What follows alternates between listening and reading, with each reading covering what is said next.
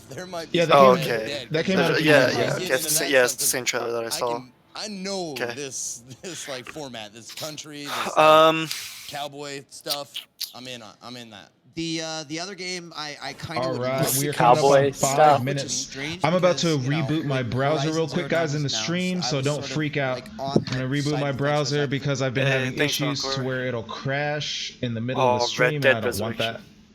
Okay. I don't want that. Man, how about the... Don't talk about the things from today. Don't tell me. I want to watch it myself. Oh, did you miss all of E3 today, man? There I was some good was stuff. working. Oh, that's fair. I mean, would you rather us tell you about Ubisoft, or do you just not want us to say anything? What's up, JB? I want to Merkin? watch it, and then we can all discuss it. All right. How you doing, man? I feel like Thanks that'd be for the stopping best by. way. We're about to be starting Alright. Sony in 5 minutes, You're gonna have baby. to watch it on your own time then. Because it's gonna be hard for us to not talk about it. Because they did a good job. I'm gonna They did a good try job. to watch it tonight and take notes, and then tomorrow we can do a thing. Anything more, I'll eat it up. So Whatever what it is. about? I'm doing good, Melkor. You can talk in my chat, by the way. You don't Sony's have to history, whisper and me. you think about some of their other really All right, guys, I'm interesting, gonna do the quick self-promotion thing for a second. I have to. I actually haven't done it that often today, but we're going on 8.5 hours. We're starting on the Sony E3 2017 press conference in 4 minutes. I've been streaming all day for the past 4 days since Friday. Been doing nothing but E3 coverage, and this is the end. I'm gonna miss my Nintendo tomorrow, so this is the end for me. And then I'm gonna do a recap with a couple of buddies on the Discord here in a minute, and we're gonna go through it all. We're gonna do live reactions. I'm gonna try not to talk too much during it, so you guys can just actually watch it. Then we're gonna discuss what we saw after that.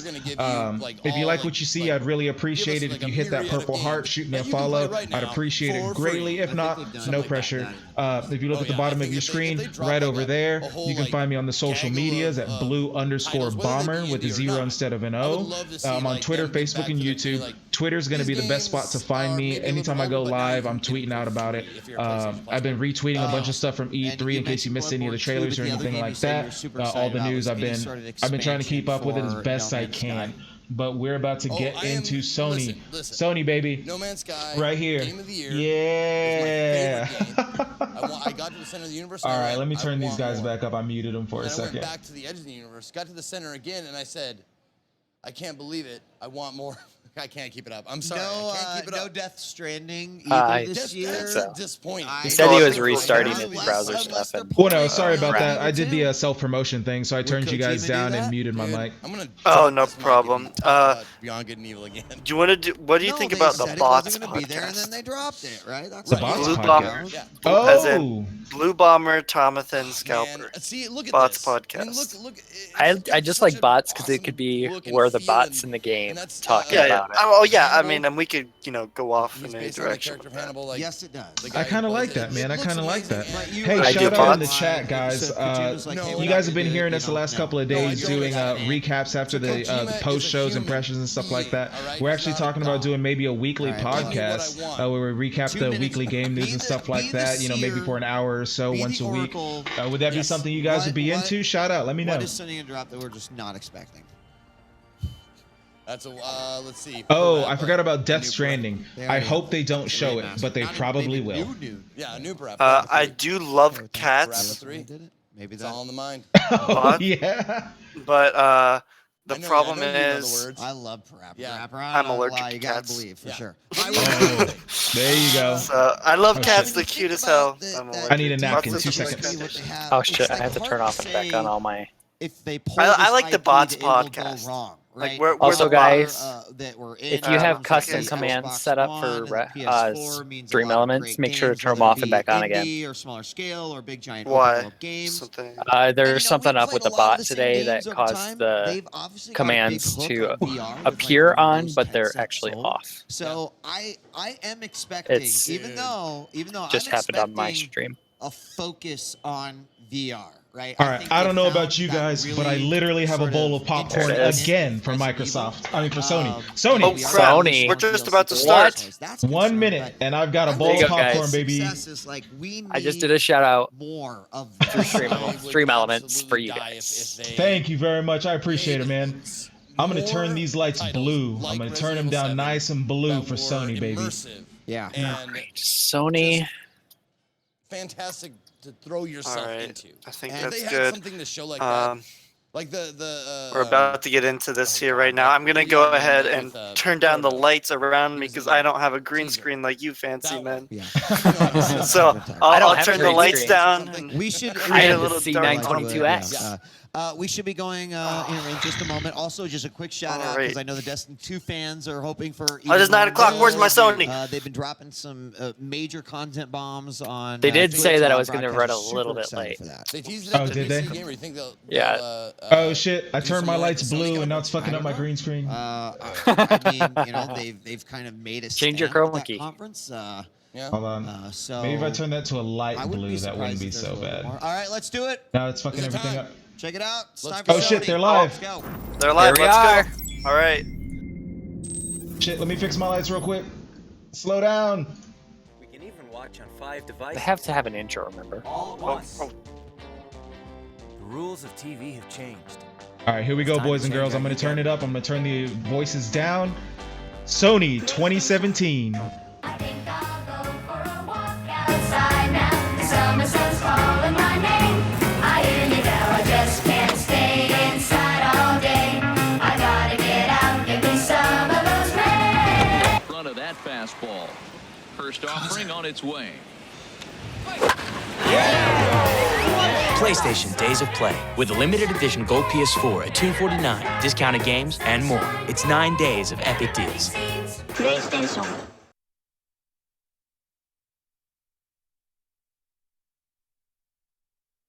Did it freeze for you guys? Yeah, it froze. Okay. I freaked out for a second too, and I was like, oh shit. I was like... Okay, I guess I'll turn the light back on in my room.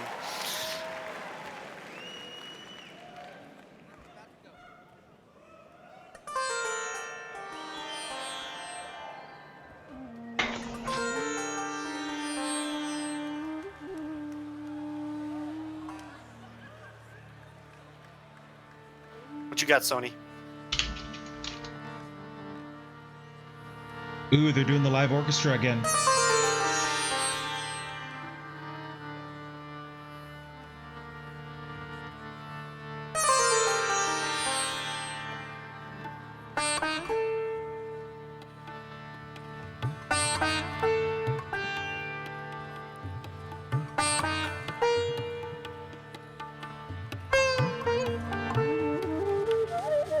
Oh, Uncharted.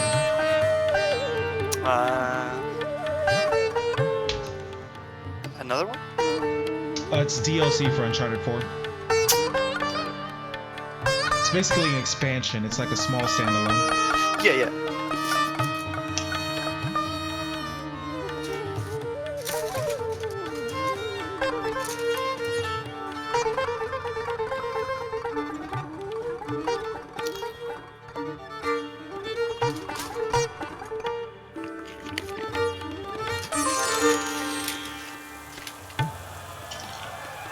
Ooh. Fancy.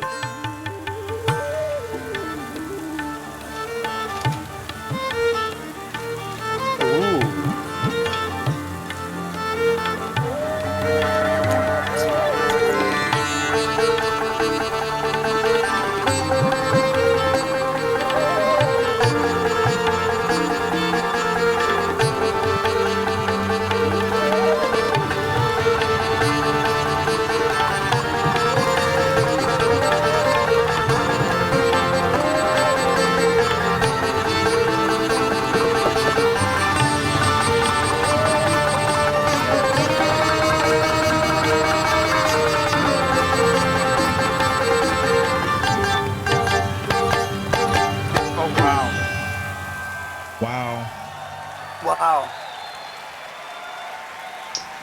That's some cool shit. That's how you intro a show.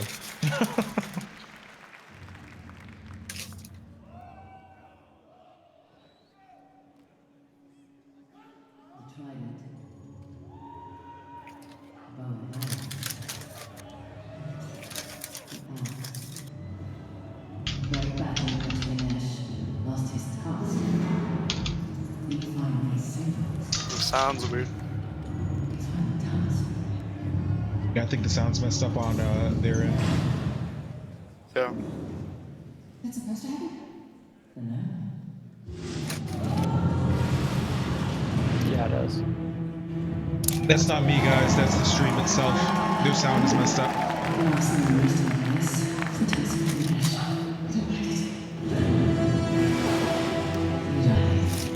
Yeah, they're not playing the sound from the video, they're playing it from the audio. So all we're hearing is what they hear. Lower quality.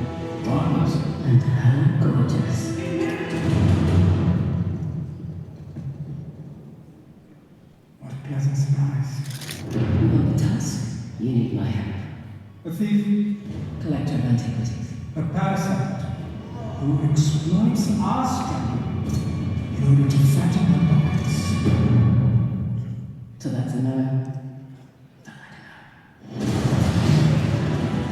I must admit, you are quite the schemer. You're going to sell me out, aren't you? Or he's doing a saw, making the obvious choice. You want my face, cards on the table. I need your help. And if you want the task, you need mine. Is there even contagious spots? You know nothing about me. I'm a casualty of the war.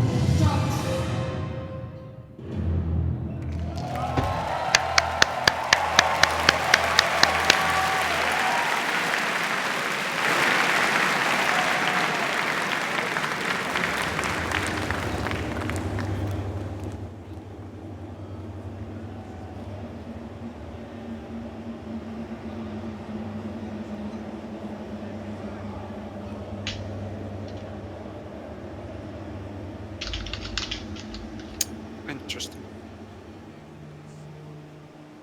God of War. No, Horizon! Yes, Horizon DLC! I think you're like a smidge ahead of me. Oh no, I can just call these games from a mile away.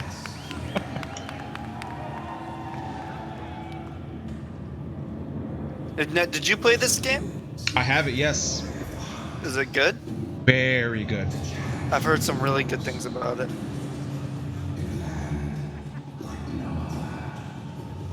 They gotta fix their audio, man. What the fuck? Yeah. This is very That's bad. making it rough. It's making me hard to making it. Sorry, it's not. It's making it hard. It's making it hard for me to get excited about it. Oh, you know it's making you hard. Oh yeah.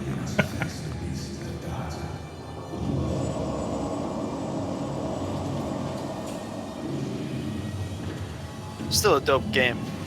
Oh yeah.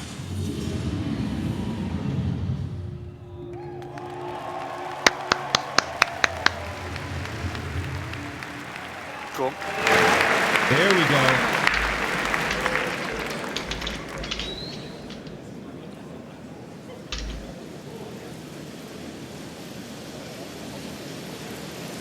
Boom, another one? Oh, is that another DLC? Sony's coming with games, baby. They don't even need people. Days Gone. Come on, get inside. What happened? Got hit again. Squatters up high. We've got to get some men together to go after them. Look, they've got land.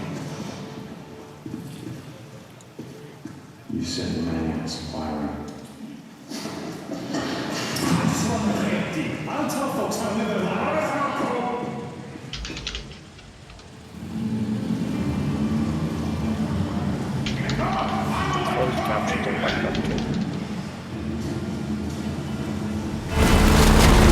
There we go. There we go.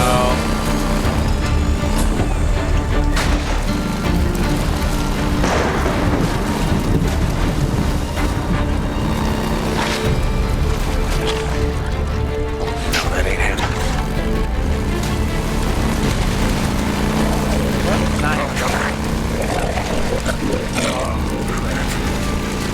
Come on, come on! Son of a bitch.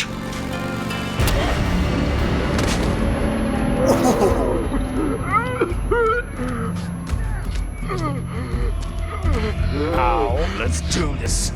Yeah? You want some of this?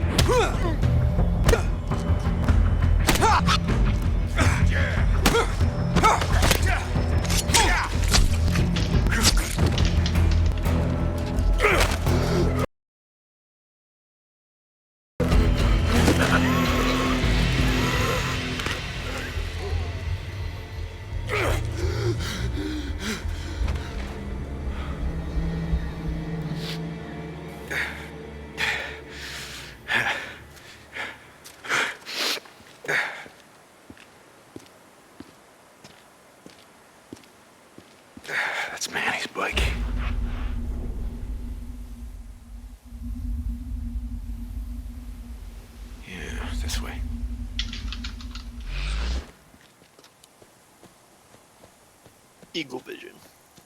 Right. That was my first thought too.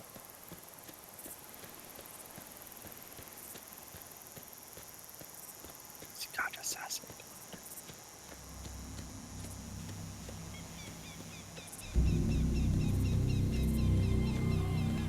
What? Ugh. Ooh.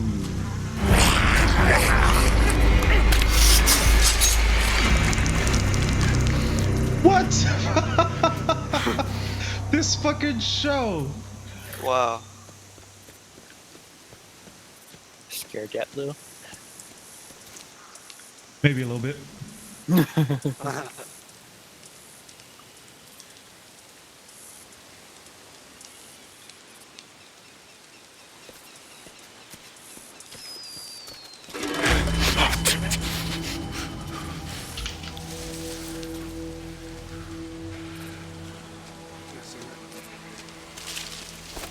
Oh, bullshit.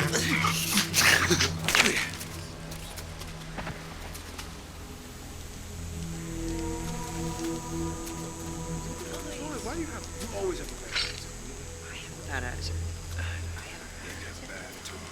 Which is just don't tell Shh, make it too much goddamn noise. Bring the whole force down. He's not being there.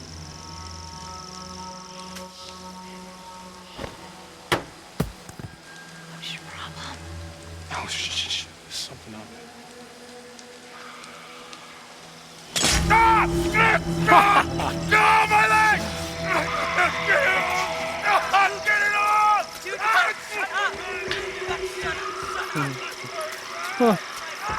That's a way to ruin your day. Jeez.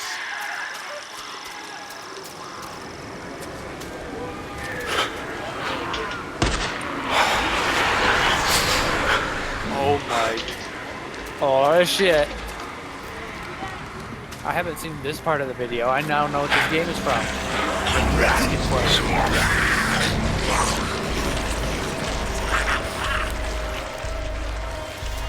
Okay. Easy, fellas.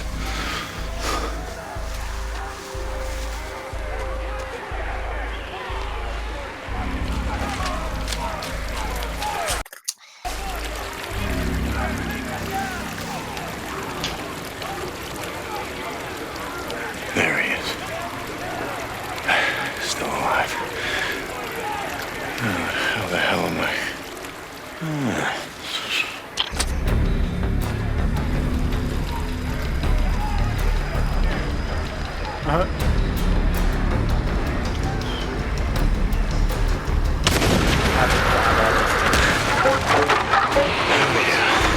Nothing good at dinner time.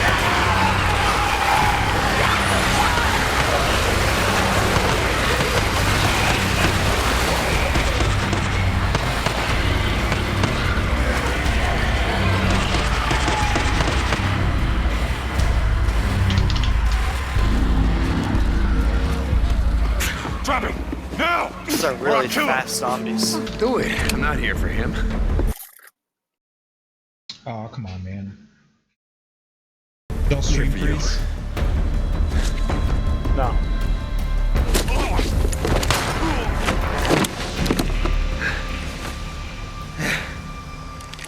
Oh, God. Deke. Hi, Manny.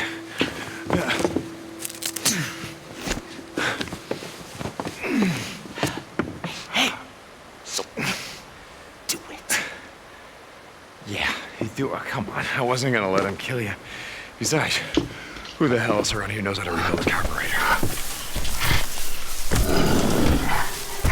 Oh, shit. Is it a zombie bear? Just back up. Nice and slow. Don't make a sound.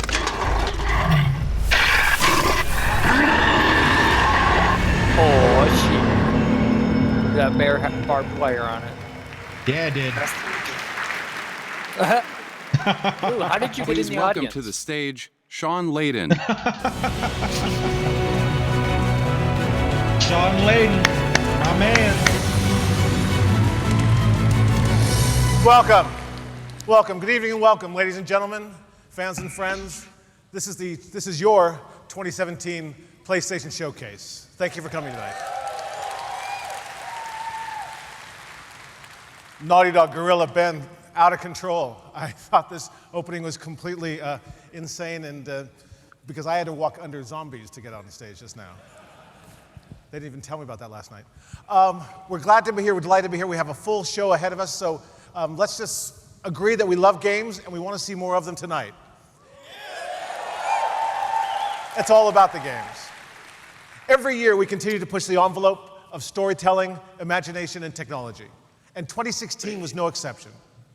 Virtual reality is now a real consumer product, and our consoles are more powerful than ever, offering 4K and HDR options. We'll take a moment for that. With the launches of PlayStation VR and PS4 Pro, PlayStation once again stood at the forefront of bringing these technologies to the world of interactive entertainment. And now, in 2017, it continues to be all about the games.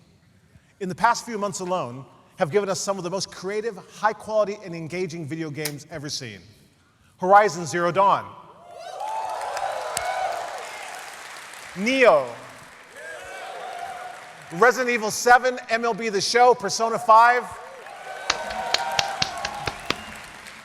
And yet, we have an even broader, more diverse selection of blockbuster games coming soon. You will see. That's the plan, right? What is it? Preach! You will see tonight that Worldwide Studios is bringing you the exclusives you want, and through our strategic partnerships with third-party partners, PlayStation is home to all the biggest and best franchises in the world. It has never been a better time to be a gamer. Thank you all our fans, all of you, for your support and for making PlayStation one of the most loved brands in the world. They're not announcing a new console? No. There's no way they're doing hardware. And thank you all What? for being There's here tonight. no way they're doing hardware. As we open E3 and celebrate the world of games, this week is our web portal. We have a web portal this week. live.playstation.com will serve as the home for hours of programming, including developer walkthroughs, Q&A sessions, in-depth conversations, and so much more. But tonight, let's recognize the art of gameplay with a showcase of the most anticipated titles here at E3. So, without further ado, let's get back to the games. You want to do a count? Before I step off, I'm noting every single it's my one. personal pleasure and a privilege to share with you now a title that has a rabid cult following around the world and has a very special place in my heart. Please enjoy.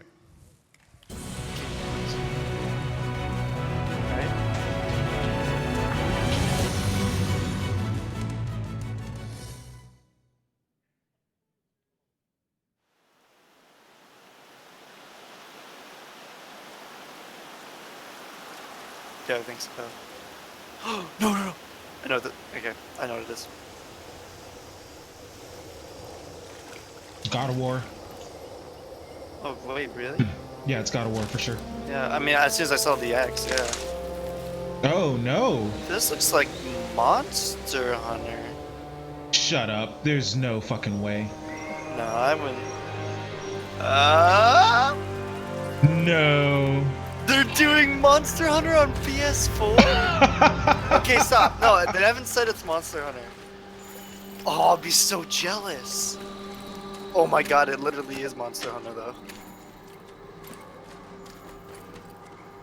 Somebody call it out in my chat. It looks like Monster Hunter. I've never played Monster Hunter, so I couldn't call it like that. It is a fun as hell game. If you have a PS4, right? Get this game if it's Monster Hunter. Oh yes! Oh my god, what a fun game.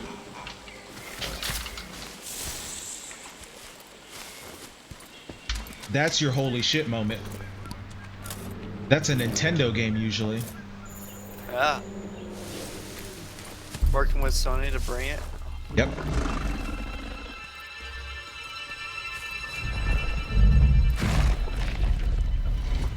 Yep, those leaves definitely hype.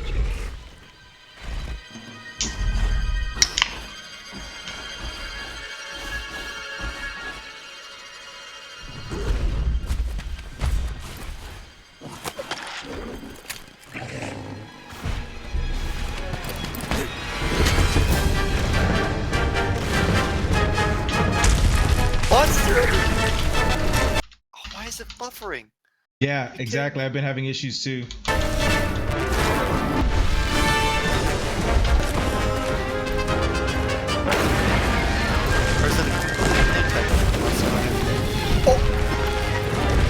The wings.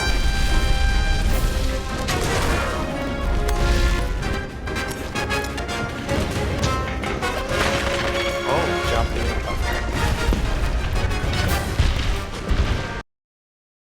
This buffering is killing me. You guys getting buffering too? Yeah. I get it like jerky. Yeah, I'm getting jerky bad.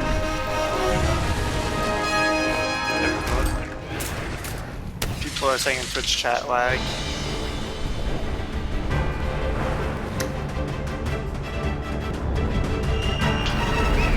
Monster Hunter World, baby! What? Is this an MMO? No. This is a single player co-op monster hunting game where you go out west to find a specific monster, build your weapons, you may find loot drops from monsters. Let's save that for the post. I'm sorry, No, you're good. You're good. Hype is real.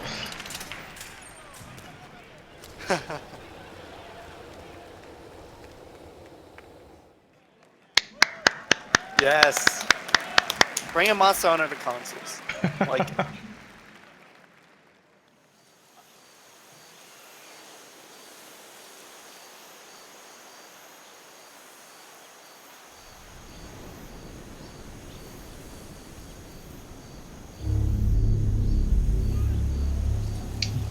Bloodborne? No, not Bloodborne. That's not Japan. No.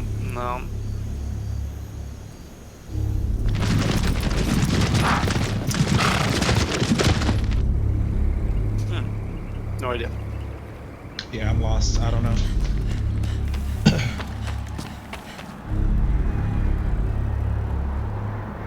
Japan likes to go big or go home, man.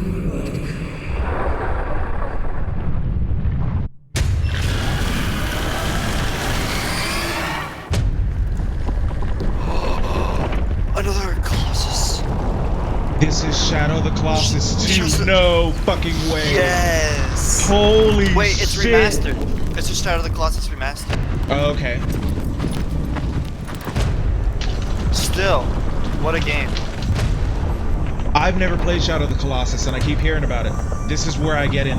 God, the buffer.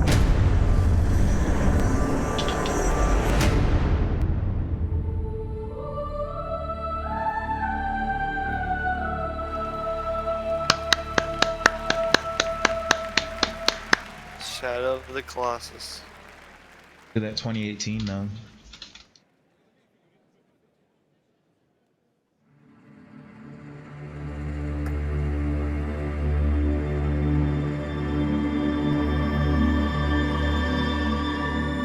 All biological life must be exterminated. Marvel vs. Capcom?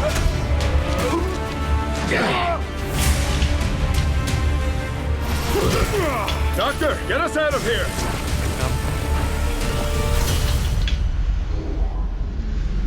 Ultron Sigma has 2 of the Infinite 6. Gamora, we have Thanos. He raised you as his own. Convince him. Have you come to beg for my help? You have no choice. Help us. Release me, and I will give you what you want. Audio quality. Give us cause to trust you. Help us to find the Infinity Stones. Very well. The Stone of Power lies at the heart of no world. Bear witness to the death of your world. Zero? His core routines have been rewritten by the Grandmaster. Nova, Major, get to the core. The Time Stone has concealed itself beyond time. Valkonda needs its key.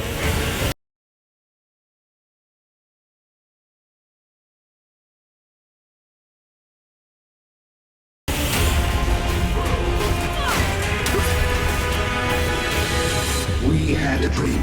Our 2 diseased realities united to form a single perfect universe.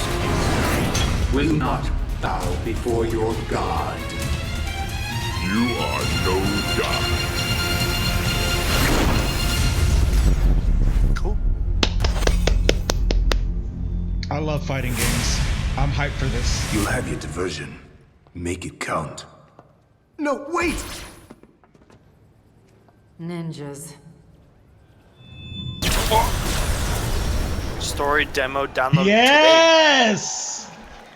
Dante, can the ladies come out to play? Be good. Ebony, Ivory, care to dance?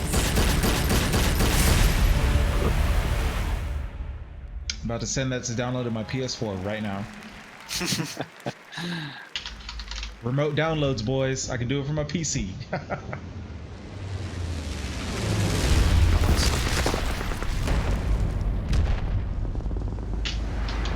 What? I thought I'd seen everything. Oh, World War We're in a II. whole new world. World War II Call of Duty? Yep. Now we're gonna find out what you're really made. Someone had to talk about it. Well, they had that contract I was talking about earlier.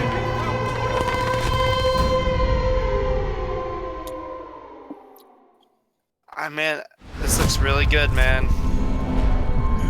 But it's also Call of Duty. I like Call of Duty. I just don't like World War II. Really? How? You like this setting? I don't like World War I. I don't like old school type shooters. I really like it. I mean, that's fine. Each his own. Boy, buffer. Come on, man. I've been getting jumpiness and buffers. Same. The jumpiness is the catch-up to the buffer. Oh my god. There goes my buffer. Hey guys, just so you know, this is happening to the stream. It's even happening in the official stream. They're bitching about it in their chat too, so. Yeah. Not just me. It's not just us. But yeah, not just us, sorry. I want to play this for the fucking campaign. Like, straight up. The campaign looks fun. I would not play it. But for full $60, I don't know if I'd pay. I'd borrow it from somebody. Yeah, right? I'd borrow it from someone to play the campaign. Redbox.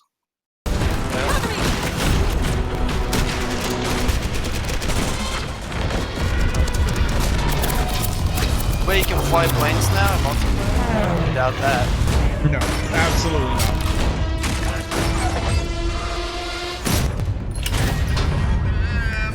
Yeah. Because think about it, if this was a Battlefield game, all of the stuff you see could be possible.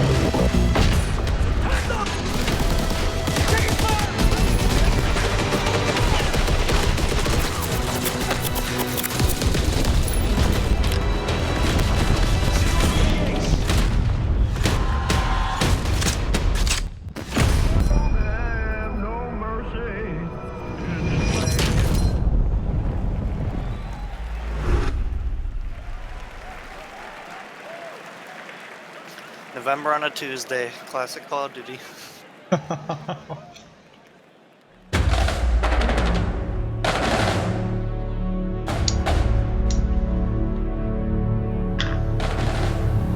PSVR, baby. First conference to try and focus on VR.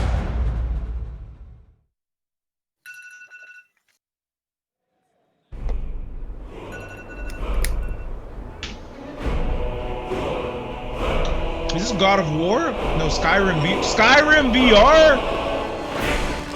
If you didn't want it on your Switch, now you got it on your PS4. How the hell did Bethesda not say anything about this? I have no idea. I'm getting buffering right now. Okay.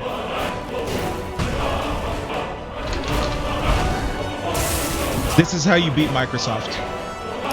I don't know. It doesn't have the look of a... I mean, it's still like rough. It's like I said, Yeah. like it still looks like Fallout 4, where it's like, man, that looks kind of cool, but I don't know if it's practical. It'd be awesome to play Skyrim, but yeah. give it time. That's why. It's like, see the bow and arrow? I'm gonna save my comments.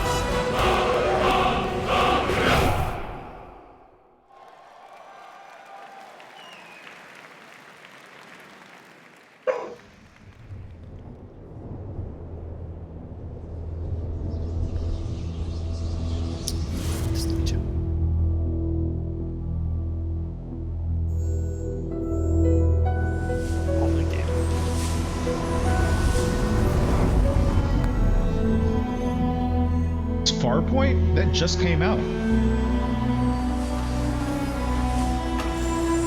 What is this? It looks like Farpoint, but Farpoint just came out.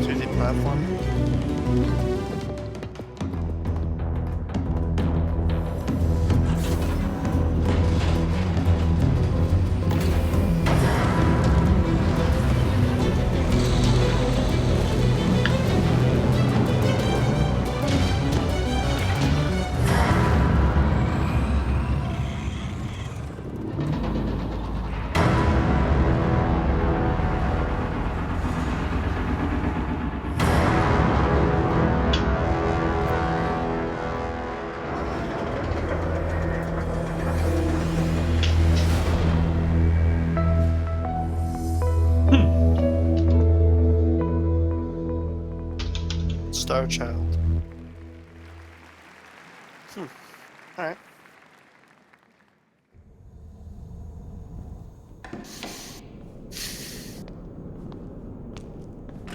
Roll the tape, and let's try it again.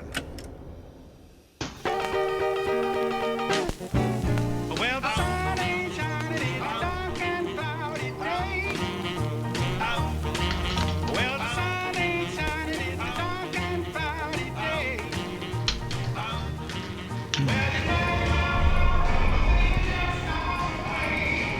I'm going to ask you again. Do you remember? Until Dawn 2? Are you fucking serious? Got him. Hell yeah! Oh, come on, man. Same. This is Until Dawn 2. Try to visualize the last thing you can remember. Yes! You understand I want what's best for you.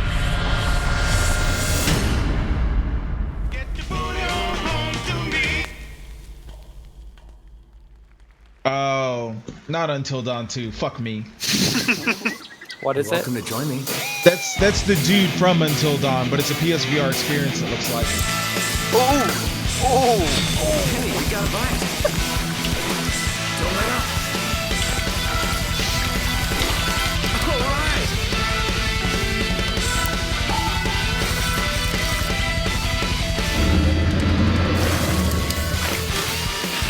Oh yeah. Size of that thing. Keep going.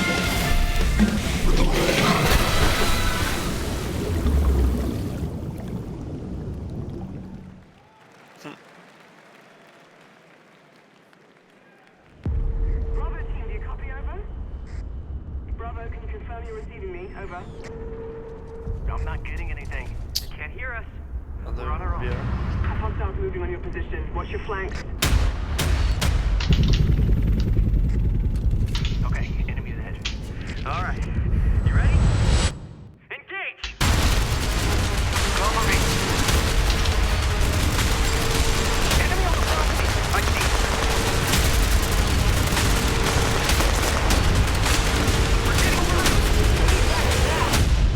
Bravo, please respond. What is your status?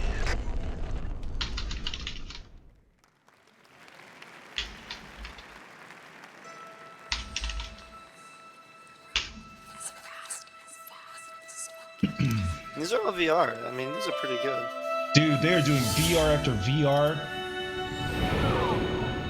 This is the 6th VR game they've shown. Damn.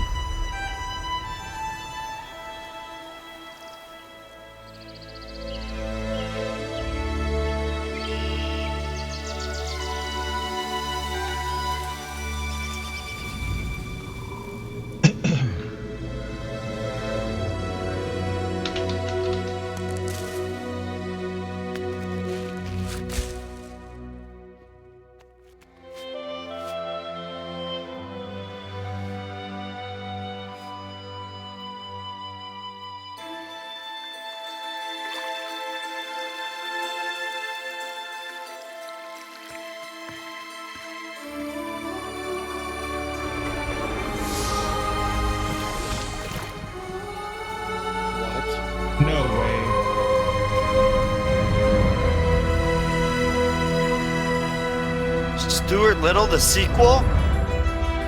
It kind of looks like It looks good. Princess Mononoke What?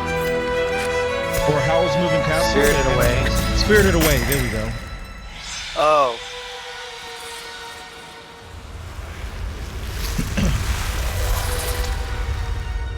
It's interesting. It's a cute little bugger. Oh. Boss. Basilisk.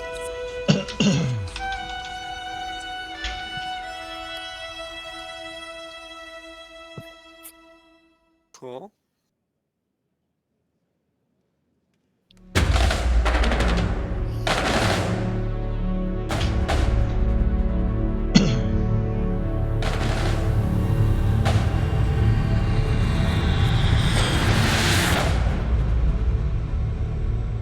These are going to be PS4 Pro from that intro. Yeah.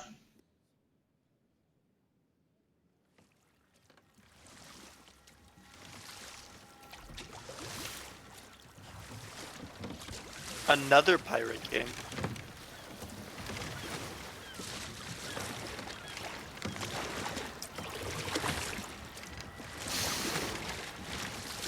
Oh, if it's another pirate game, I'm gonna lose my mind. And happiness.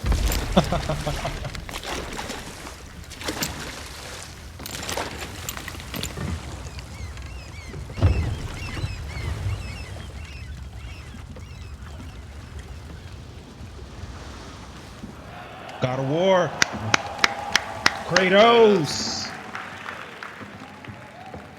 Are you gonna do it?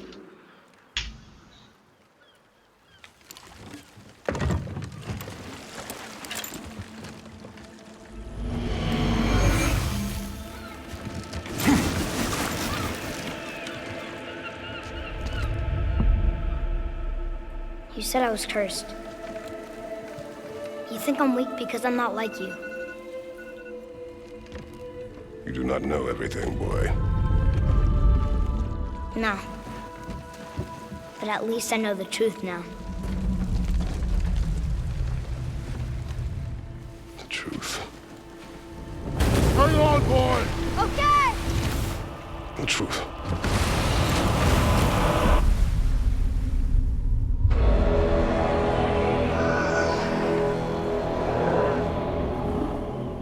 Long way from home, aren't you?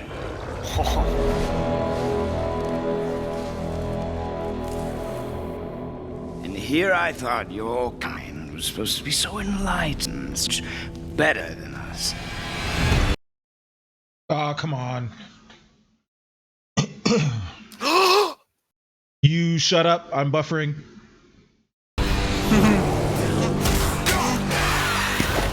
The gods of these realms don't take kindly to outsiders. It's not about this. I saw a tweet. I'll tell you about it later. And they'll make things difficult. Wait here. I will handle this.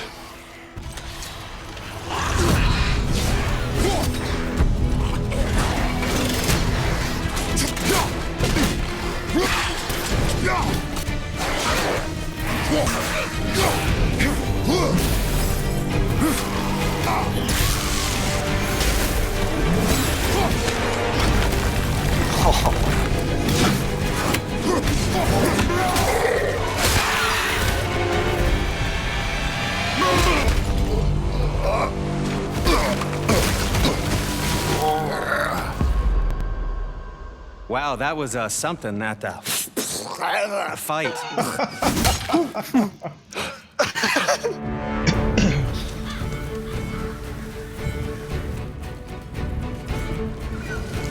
On our journey, we will be attacked by all manner of creature. To be effective in combat, a warrior must not feel for his enemy. Close your heart to desperation. Close your heart to their suffering.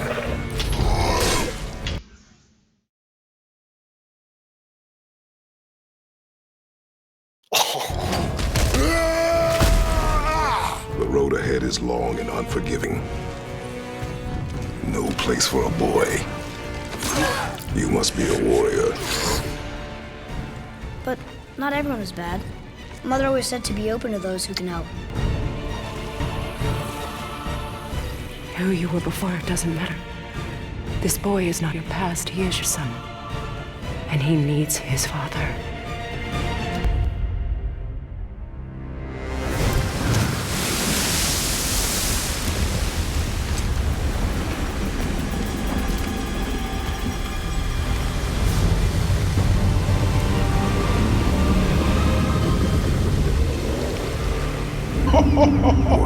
What is this? Jesus.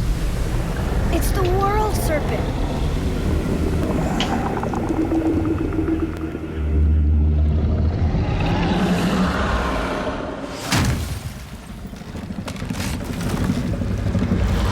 The clone boy! I am! What is it saying? He wants to help us!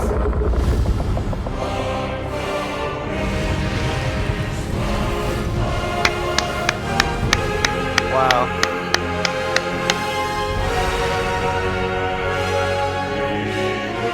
Okay, real quickly, I'm just gonna slide in before we get to the next one. I just want to say, Monster Hunter will be on Xbox One and PC, and Undertale is also coming to PS4. Okay.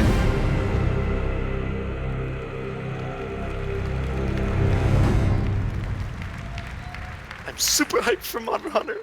Fuck yes, Monster Hunter.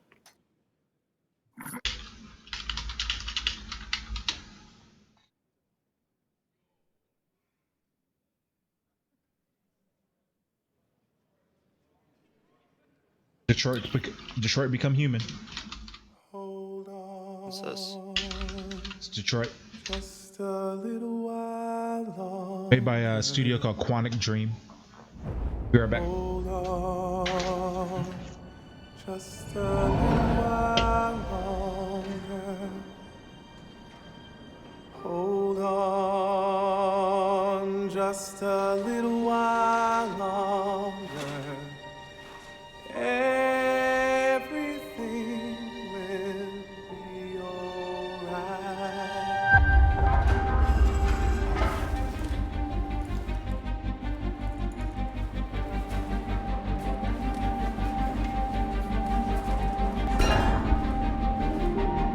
This is a night our people will remember. There are 5 CyberLife stores across Detroit. We're gonna attack those stores and set our people free. That's what we are to them. There's merchandise on display in a shop window. Let's get him out. We'll stick to the plan. Neutralize the alarm systems and secure the area. There's 10 minutes until all our teams attack. You're awake now.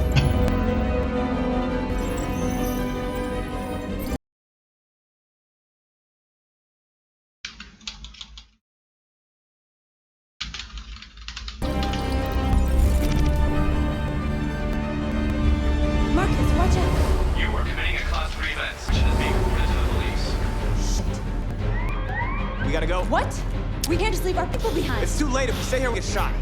North, our people need us alive. There's nothing else we can do. Marcus!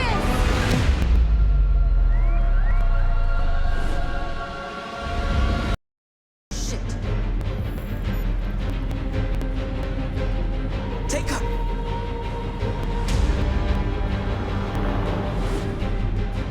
We are superior to them, but they are our masters. This is one of those cinematic stories? Yes. That's what Quantic Dream does. Highly cinematic, make your own choices. That's what I was just watching before I started this. I'm gonna send the humans a message.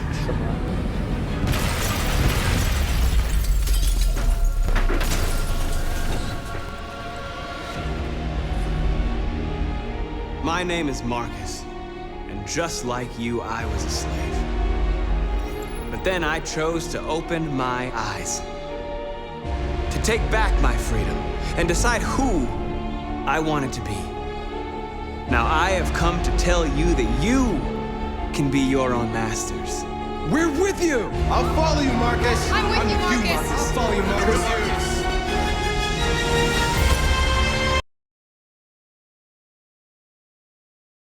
This fucking buffering is killing me. Then follow me. interrupt this broadcast with breaking news. Police report that pro-Android graffiti was found in the neighborhoods of CyberLife stores.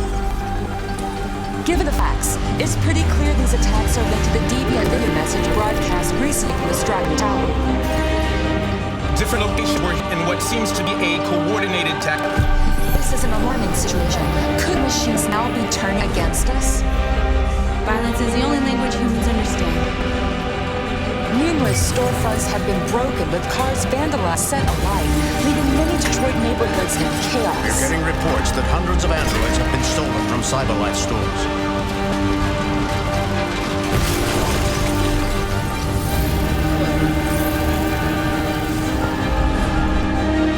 Property was damaged and fires continue to rage in several major districts across the city. Some people are asking, have androids become a threat to our security?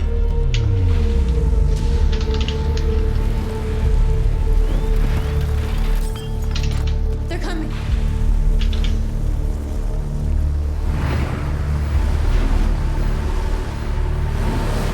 This way! Fire! North! North. You alright? What happened? They slaughtered them like animals. Who did?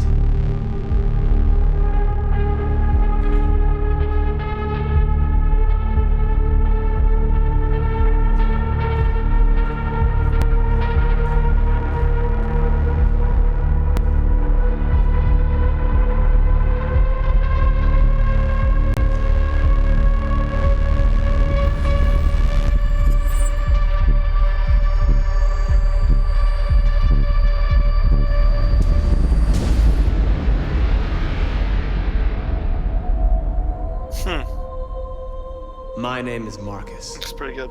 I am one of them. This is our story. You're goddamn right, it looks good.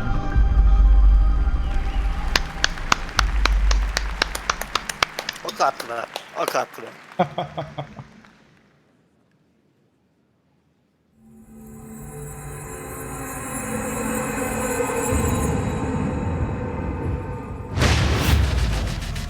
Welcome to a world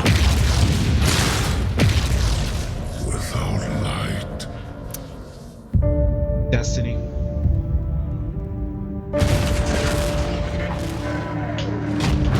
You are weak, undisciplined, cowering behind walls.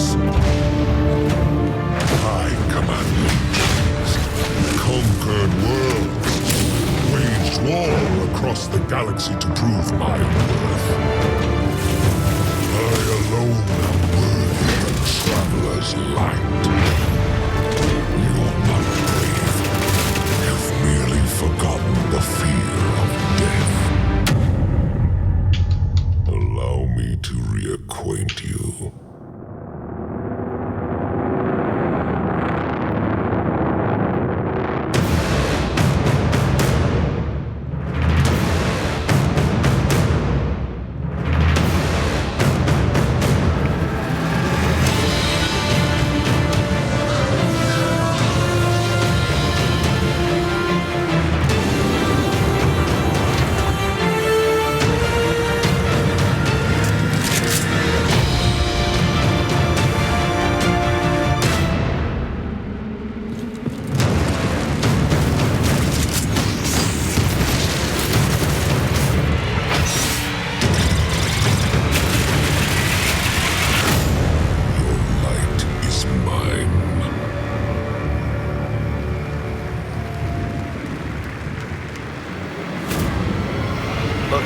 Looks hype.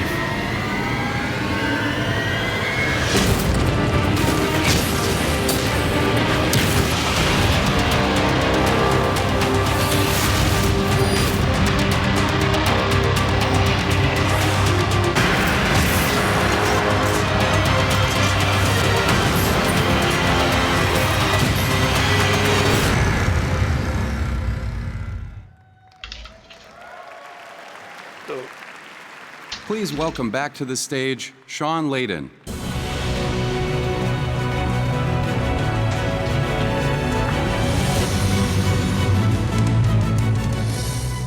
Okay, everybody, just breathe. Yes. That was quite the roller coaster ride for the last 60 minutes. Thank you all so much for being here tonight. That it? The future is here, and it is now with PlayStation 4 Pro and PSVR. We could not be more excited than to kick off E3 2017, celebrating the content and the creators who make PlayStation the best place to play for gamers. This sounds like a closing statement. Now, let me leave you with a true PlayStation exclusive, a true exclusive from PlayStation, from one of the industry's most respected developers. Let me thank you again for coming tonight. A shout out to my courageous friend Ronil Mehta for struggling on through. And now, everyone, please enjoy the ride. GG well played, Microsoft. Basically. Mirror's Edge 2? Nah. All units, to 10 at 36 Park. Repeat, all units be advised. Shots fired at Fisk Towers. Is this All Points Bulletin?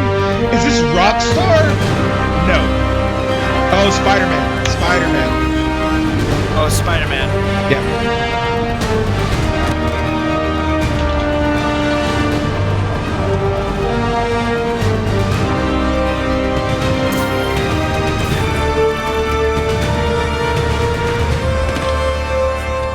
Yuri, I'm here.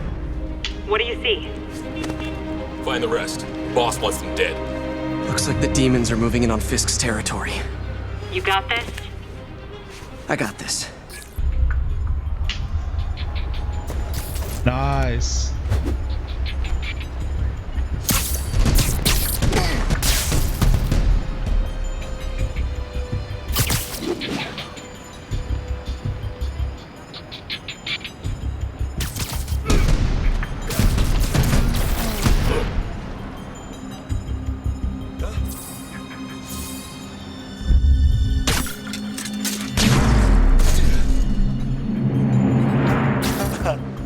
Men have fled through the building. Eliminate them. Around.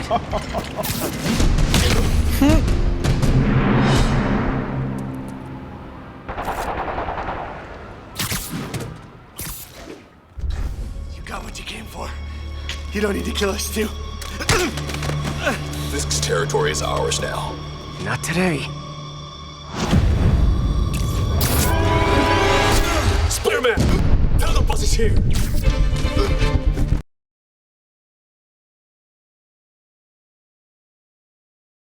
Buffering though.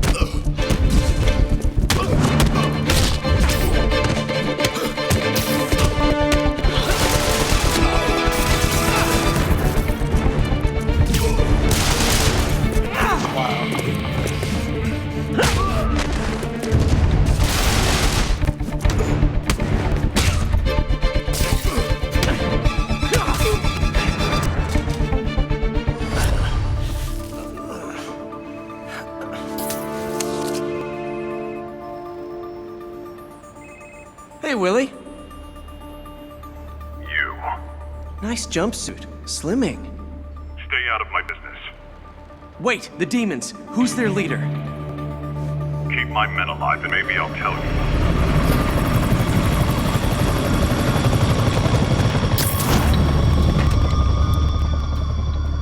Saving bad guys from other bad guys. Not how I thought it would go.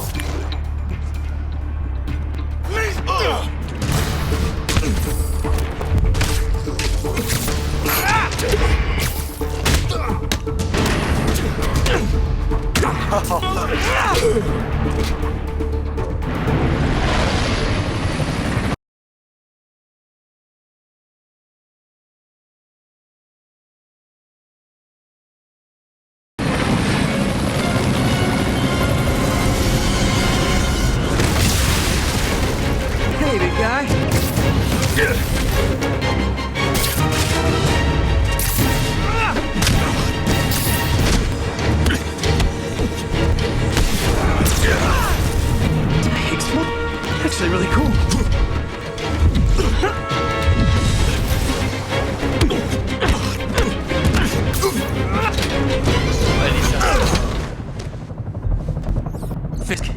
Your men are safe. Your turn. Who runs the demons? You're about to find out. Check the roof. He's here?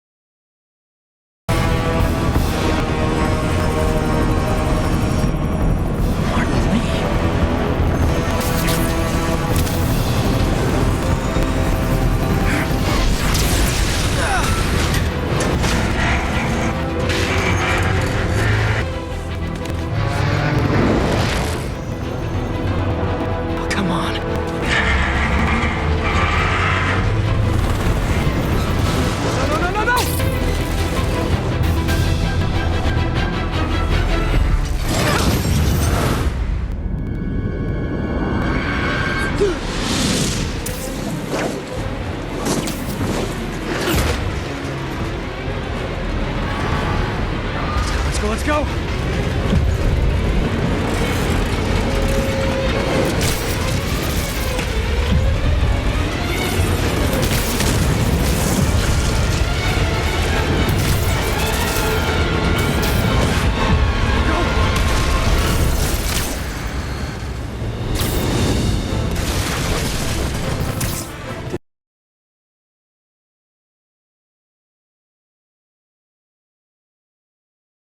That just happened? Yeah. I'm getting reports of a helicopter with a wrecking ball. It's complicated. Turns out Martin Lee is running the demons. And who runs the homeless shelter? I got Yuri. I got this. Please, let me got this. That helicopter is destroying the city. I know. You need to break it down. I know. If you were here all the faster. Run it, Yuri. Too close. It's very And annoying. buffering. Yeah, I keep buffering too.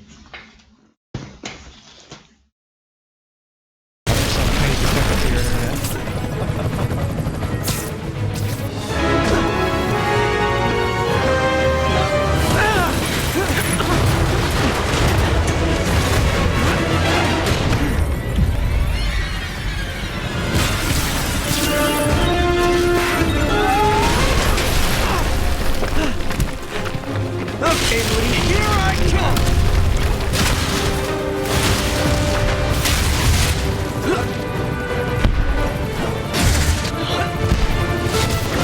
Hi, is this flight to Newark?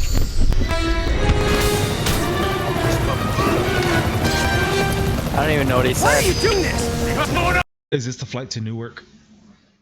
Got it. Now the closed captioning's catching up.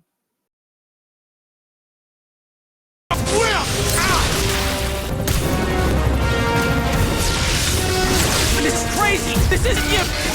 No!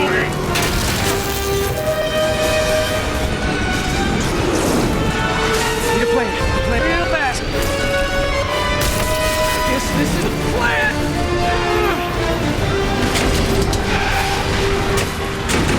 Come on, Pete. You got this. You got this. You got this. You got this.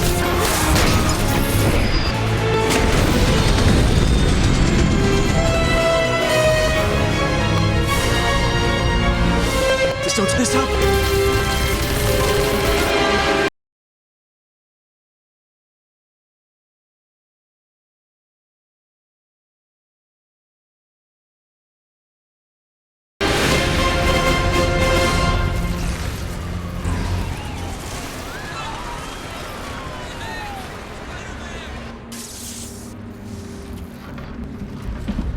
Mr. Lee?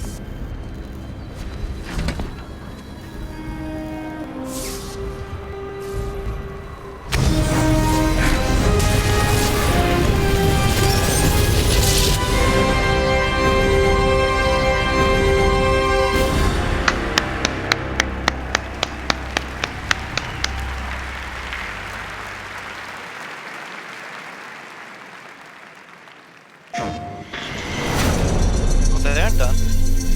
Oh wait, is this still Spider-Man?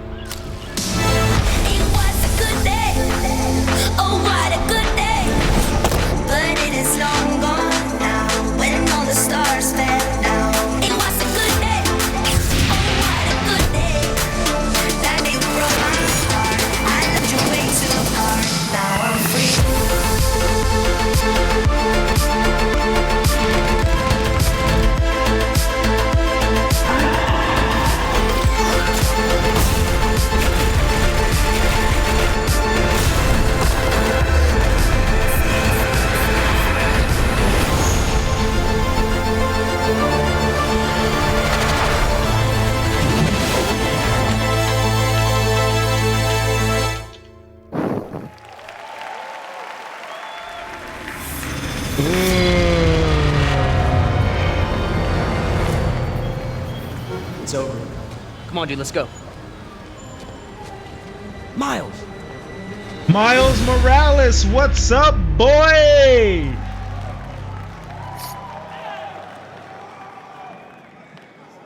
Who's Miles Morales? I actually don't know who that is. He's the current Spider-Man. He's the new Spider-Man. Oh. Peter Parker actually died in the comics sometime back. Alright, well, I'm gonna go use the potty, and we're gonna do an unfortunate recap. All right, that was the PlayStation E3 showcase here in the Shrine Auditorium in downtown LA. Really spectacular showing here. I wish everyone could be here with us in the Shrine to have seen what we saw in the flesh, but nonetheless, a lot of great games. Big update on Spider-Man, huge update on Uncharted: The Lost Legacy, God of War, a lot of huge updates on third-party titles as well, whether it was Call of Duty World War II, showing off a ton of multiplayer for the first time, Destiny 2 getting a taste of the story, and a whole lot more. So we just wanted to thank everybody for tuning in with us tonight. Those who joined us at E3 Experience at theaters across the nation, Latin America, and Canada. And thank you so much, and have a great night.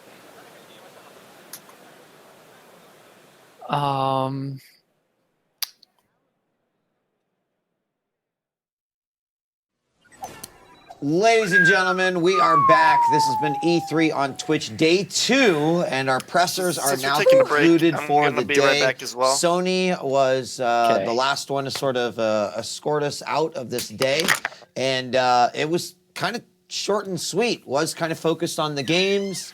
Not a whole lot of like, here's what we accomplished over the last year. No discussion on hardware. I'm not gonna lie, after the bomb that Microsoft dropped, I was expecting a little bit more. Not to say that these games are bad. We're gonna talk about all of them. We're gonna have plenty of time to. Yep. But like, Microsoft kind of brought it this year with all their boom, boom, boom, boom, boom. Yeah, I agree with this guy. Yeah. Sony still impressed me with the polish and the impact of theirs, though. Like, you know, they had the actual people hanging as bodies that would react with the trailers, and they had the water effects, you know, so they're giving me a show, which I appreciate. They're kind of like respecting me as the consumer in that way. Granted, they didn't have quite as many games to throw at me as the Xbox press conference, but I feel like I enjoyed that. I was surprised that, and maybe we didn't see it because we're watching from a camera and not in there getting the full immersive experience, but we saw these really cool effects at the beginning, and then it felt like they just kind of like, boo, boo, okay, here's some more trailers, bye. Yeah, right. All right, boys and girls, I I'm going to turn down this Twitch audio. I'm going to jack up my buddies again. We're going to do a quick half-ass promo. I'm going to do a quick half-ass promo, and then we're going to get back into this. All right, I'm going to do it. Everyone, Is that they could have saved anything for the end just to give a little like, kind of, you know, some extra power. And, you know, Sony definitely had that down. They kind of brought you exactly. All right, guys, it's the Blue Bomber here coming to you on the last day, well, my last day of E3. E3 is going to keep going. Tomorrow's going to be Nintendo. After that is the actual gameplay on the show floor where, you know, people actually, they opened it up to the public this year.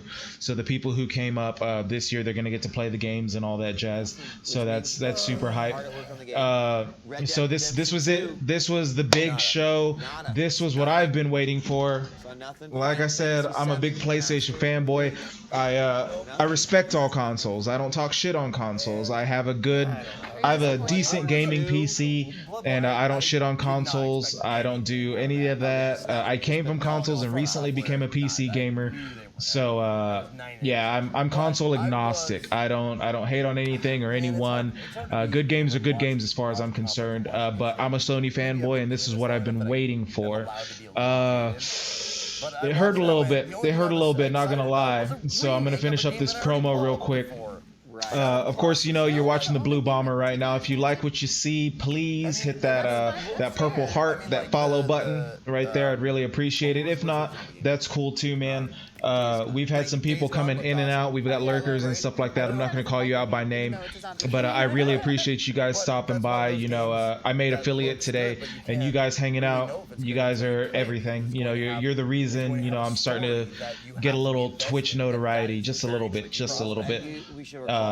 So I really appreciate that. All of that goes to you guys. If you look at the bottom of your screen, of course, right over there, that's blue_bomber with a 0 instead of an O, and that's going to be on Twitter, Facebook, and YouTube. I'm most active on Twitter. You're always going to see me posting anytime I go live. I've been posting E3 coverage, retweeting trailers, and all that stuff. So it's good. I'm about to do a post show with Lord Scalper and Tomathan. They're in a Discord call right now. I'll throw them up real quick in the chat. Tomathan and at Lord Scalper. All right, both of these guys right here, they both stream on Twitch. They're good dudes. They're awesome. But we're gonna go ahead and go over what just happened last conference, and tomorrow I'll be back at my normal time. I won't be all day like I've been doing, but I'll be back at my normal time, and I'll go over some of the things with the Nintendo, but I won't be here streaming at all. So I'll go ahead and unmute these guys, and we are going to go ahead and get back into it, assuming they're done with their promos. You guys done with your promos? Yes. Yep. I am. Okay. Let me, first of all, Tomathan, add to our list. Teach Blue Bomber how to set up push to mute. Yo, for real, this is something I've been wanting for so long. What you can do, Blue Bomber, what we both did is you just go onto Discord, and if you click deafen, it will automatically mute you as well. There's that. Or, and then you can just say your whole thing. Gear button, user settings, go to keybinds, add a keybind. If there was an easy way to where I could mute you guys so that, you know, no offense to you guys, but so you're not talking over behind me. But, well, in this and then case, mute for the myself, promo area, yeah, mute where myself at the three same doing time. It, we'd all be pushing to mute, and you wouldn't hear us anyway. Okay, yeah. So yeah, if I could just hit that push to mute button, that would be fantastic. Yeah. I need to learn that. Once we finish. Once we finish with the stream call, walk me through it. I'm a dumb guy, I'm not a smart guy by any means. After we do the full synopsis and everything, and we covered every point, I want to go online and I want to see the social media reaction to this. The social media reaction is going to be bad. I know it is. During my little promo thing, I again pointed out, like I've done 1,000 times, that I'm a hardcore PlayStation fanboy. Like I can name these studios by name. Like I'm looking at them, and as soon as I see a glimpse of the game, I know exactly what it is, when it's coming out, probably who it's made by, and yikes. That's all I gotta say about that. Yikes. Give me a number out of 10.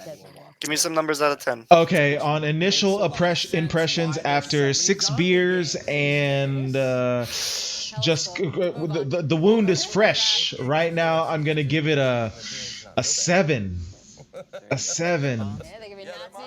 That's gonna be, if I'm not mistaken, that's around Ubisoft and EA when we were talking about it earlier and giving ratings. I can't remember exactly what I said. Of course, I'll look like an idiot when I go back and watch it and be like, "Oh, you fucked that up." But yeah, I'd probably say 7.5 around there. Well, okay.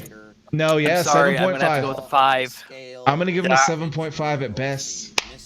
I'm going with a flat out 5. I give them a 6 for the reason they were the only people that I've seen really strut some good VR. That's true too. Okay, I give them a 6 for that, but the rest it hurts my Sony pride, but you know, I can't really argue with you guys on those ratings. I can't do it. I definitely, they did bring the VR games, which is great. Yes, but I'm giving them Yeah, there was, what else was there? I can't do it. They said PS4 Pro once. Yeah, they said PS4 Pro once, and during that montage, yeah, they talked about how they pioneered it, and mind you, that's upscaled 4K. That's not native 4K. So there's for some of the people out there who might be listening and stuff on the past broadcasts and all that stuff, if you don't know, spec wise, you know, if you're into hardware and stuff like that, tech details, upscaled is not true 4K. So the PS4 Pro is not doing true 4K. The Xbox One X is going to be doing true 4K at 60 frames a second. So I just want to make that differentiation. The most powerful console on the market right now definitely goes out to Xbox. Shout out. Sony actually didn't even announce a new console. They're still riding on the PS4 Pro. No, I knew that wouldn't happen. The PlayStation 4 is only 4 years old. The standard console lifespan is about 6 to 8 years before we even hear an announcement, and before it fully dies to the next console generation. Like, you know, PS3 is on its last legs, but like before it fully dies, usually about 8 to 10 years. So, like, being 4 years, I knew we wouldn't hear a console refresh. I feel like Microsoft rushed this because they were losing so bad in the console war. They may have rushed it, but they killed it. Did they bring it? They killed it. Okay, so one thing I want to touch on before we start going into this. One of the reasons I went as high as what was it, a 7? 7.5. 7.5. Okay, check it out. I'm gonna hold you to that, and I'm gonna beat you with it. Please hold me to it. Okay, check me out. Before we go into details, just as a precursor, you know, I've already done the whole I'm a Sony fanboy thing, but check it out. If it weren't for the hardware announcement, right? If we're just focusing on games, because at the same time, let's keep in mind, all of the games that they announced are going to be on Xbox One X, Xbox One S, Xbox One, and PC on top of that. So, I mean, okay, with the reception, there were a couple of exclusives. There were a couple of exclusives, but they were temporary exclusives. Right. With the reaction I was seeing earlier about the Xbox One X, a lot of the reactions seemed to echo what I was saying right after the conference during our post show. A lot of people were saying, "Look, I've already got a PC that can handle this," or "I just bought an Xbox One S. There's no reason for me to buy this." So a lot of people seem to kind of be in the same vein, but of course, you know, that's all. What's the word I'm looking for? That's all. Hunky-dory? No. It's a specific word I'm looking for, but I can't think of it. But it's not scientific. There's no hard numbers to back it up. It's just going off of what I've been seeing. But outside of that, if we're just looking at the pure games, I would say Sony came pretty hard with the games. The only problem is Microsoft came harder. Like you were saying earlier, a lot of the things that they announced were timed exclusives, and anything that was quote unquote console exclusive also came to PC. So I'm gonna end my fanboy rant here, and then we'll get into. I'm gonna take over. Okay, go. Let's do it. Let's get into it. I gave this a 5, like straight up 5, and I think I'm being generous. I can't argue with you. I'm feeling very generous with my 6 right now. The graphics, I was expecting more. When I saw Xbox, I'm looking at realistic water slicks on the road, clouds in the sky, and I watched every single one of these games. And I think the only time I saw something that came even close to realistic was through a cinematic scene of the game. Well, let's point out for a second. Wait. Let's point out for a second. I'm pretty sure Microsoft paid the venue to slow down Sony's internet connection, so they didn't look as good. No, I'm totally bullshitting for anybody who thinks I'm serious out there, but you're just trying to. Yeah, I'm trying real hard here, man. I'm trying, man. But no, continue. You guys go ahead. My piece. I wanted to say that going into this, right? If they're not going to talk about hardware, they're not going to talk about a new console, because you never know. They very well could have just thrown a new console out of nowhere and blow the socks off everyone. They could have. Exactly. They could have. But the PS4 Pro just came out last year, mind you, so they did bring out new hardware recently. I agree. Right. So if they're not doing that, where they beat Microsoft is the games and the presentation, and the games they brought were good. If I was giving ratings on just the games, I'd probably give Sony an 8. There's some damn good games, 8.5. And if we're talking about presentation, I'm going to give a shout out to that presentation. The waterfalls, hanging zombies. Oh my god! As far as presentation is concerned, they did good. They killed that. Beautiful. I have to say their planned presentation would have killed it. Yep. The way it came, the buffering, the lagging, the sound issues in the beginning. That's Microsoft's fault. I don't want to I don't want to ding them for that, but it's part of the presentation. You know what I mean? At the end of the day, it's part of the presentation. That's like a half point. I would hold back on the internet. That can happen. Twitch isn't perfect. The sound, not perfect, but the sound. How long it took them to fix trailers. that? Who was supposed to be watching that to make sure everything was going through right? I'm usually not And that guy, failed. but I almost feel like somebody should have lost their job over that. Like you had one job during one of the biggest shows of E3 and you I don't fumbled even it care hard. if it lasts one whole minute before you're able to switch the audio, but there was at least 4 to 5 minutes at minimum where that audio I feel like fucked. it was almost 10. You're done. You're gone. Sorry. Yeah. Like, you're not wrong. You don't even get your stuff. I'm not giving you a box. We'll send you what's yours.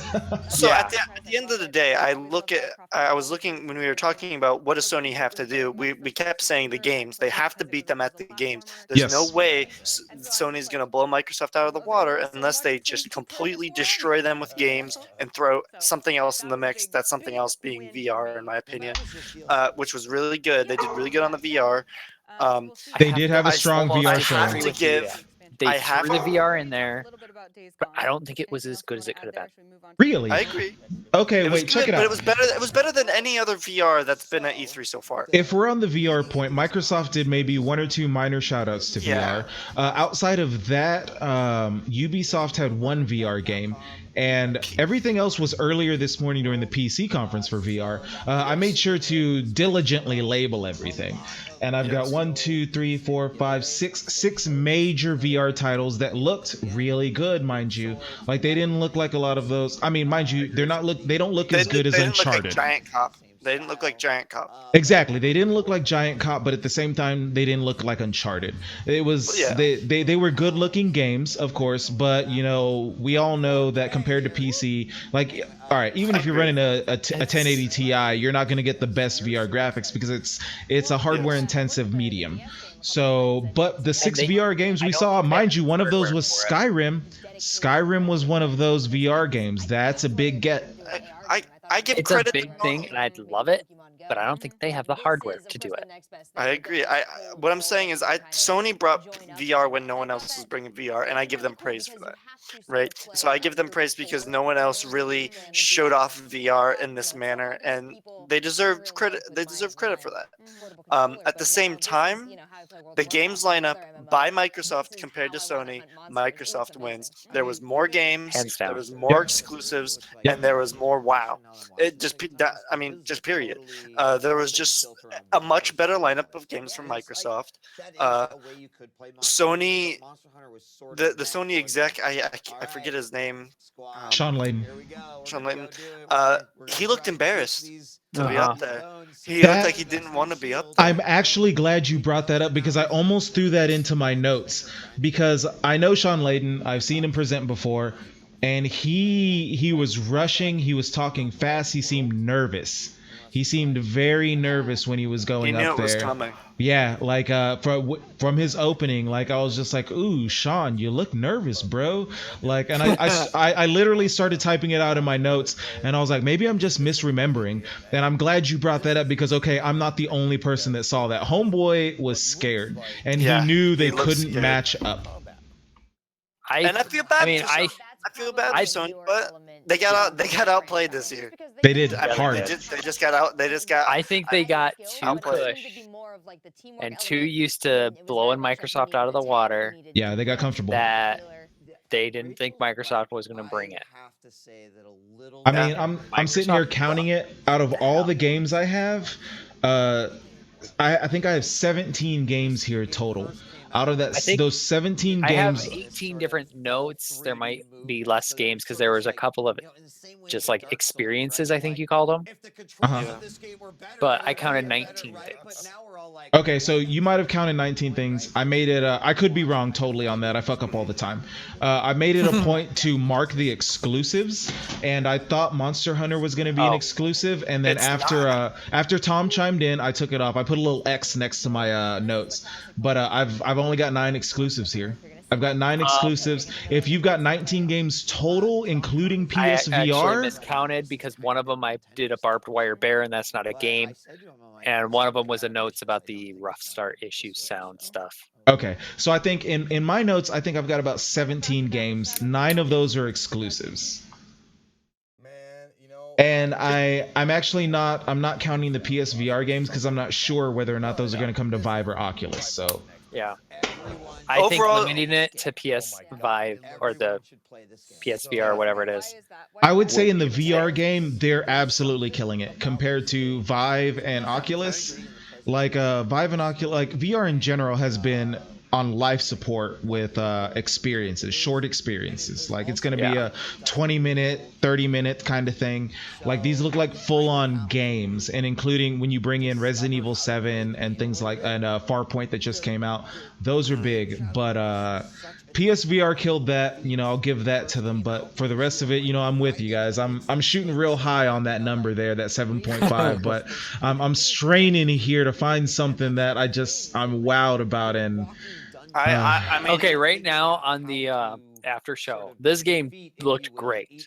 Shadow of the Colossus. Shadow of the Colossus. Okay, actually, I wanted to hear Tom talk more about that because I've always heard about Team Eco. I know they made Shadow of the Colossus. They made a game before that. What was that one? I have no clue. And they made another game before Shadow of the Colossus, I'm pretty sure. And then Last Guardian was a big deal because that game it's been rumored for like 10 years, and it finally came out on PS4 last year. And that was another one of those games that would never live up to the fucking hype, and it landed with a hard thud. But Team Eco has respect for a reason. And so, since it sounds like you played Shadow of the Colossus, I want to know what you think about that and how the game was, because I never played it. So I never played it, but I watched. This was at the time. You guys know what Game Grumps is? Yeah. This was like many years ago, back when like original Game Grumps with Ego Raptor and JonTron. I'm a big fan of Ego Raptor. Shout out. I love Ego Raptor. I love JonTron. Basically, they played a full playthrough of Shadow of the Colossus, and I watched the whole thing. That was the only Let's Play in my life I've ever watched completely through, and it was amazing. Every moment of it. I mean, you saw the game there. It just looks beautiful, right? It's intense. Every moment is incredibly tense and almost soulsy, almost a Souls-like. It was really entertaining. This is what I saw Shadow of Colossus before I saw any Dark Souls game, and this is what I mean. They came out on PS2, so yeah, and I saw this game and I was like, this is insane. I've never seen a game where you just fight unbelievably large monsters and you have to literally scale them and figure out ways to defeat these big boss monsters and travel over this magnificent world. Shadow of Colossus in its own right is an amazing game.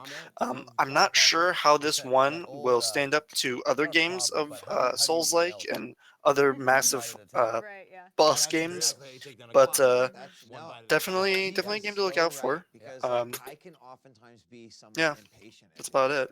I feel like that's a good segue when you're talking about the scale of the battles.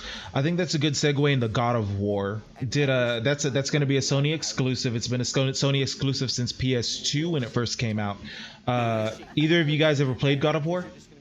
I have not, but I would definitely put it on a list of possible games to play if I were interested in getting a PS4. All right, check it out. Since I'm the PlayStation guy in this group for sure.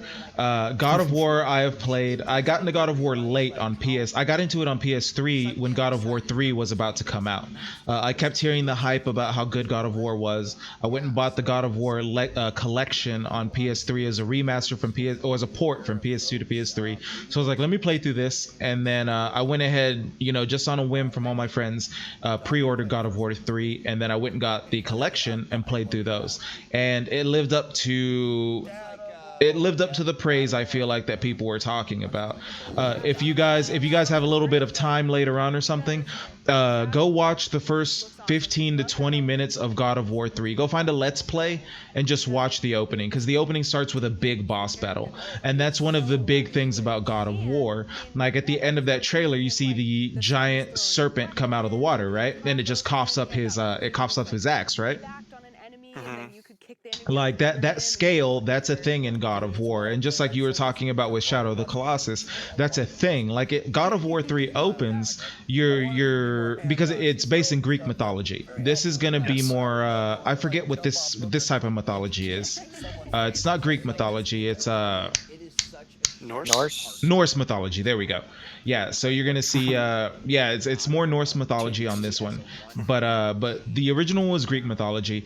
And so you have your titans that are running around, and God of War 3 opens where you're climbing up a titan's back, and while you're climbing that titan, you're like, the titan is the level, so you're running on her back and fighting shit while you're climbing up, and it's pretty intense. The scale is incredible. So I just felt like that was a good segue into God of War when you're talking about the scale of Shadow of the Colossus. It looks good.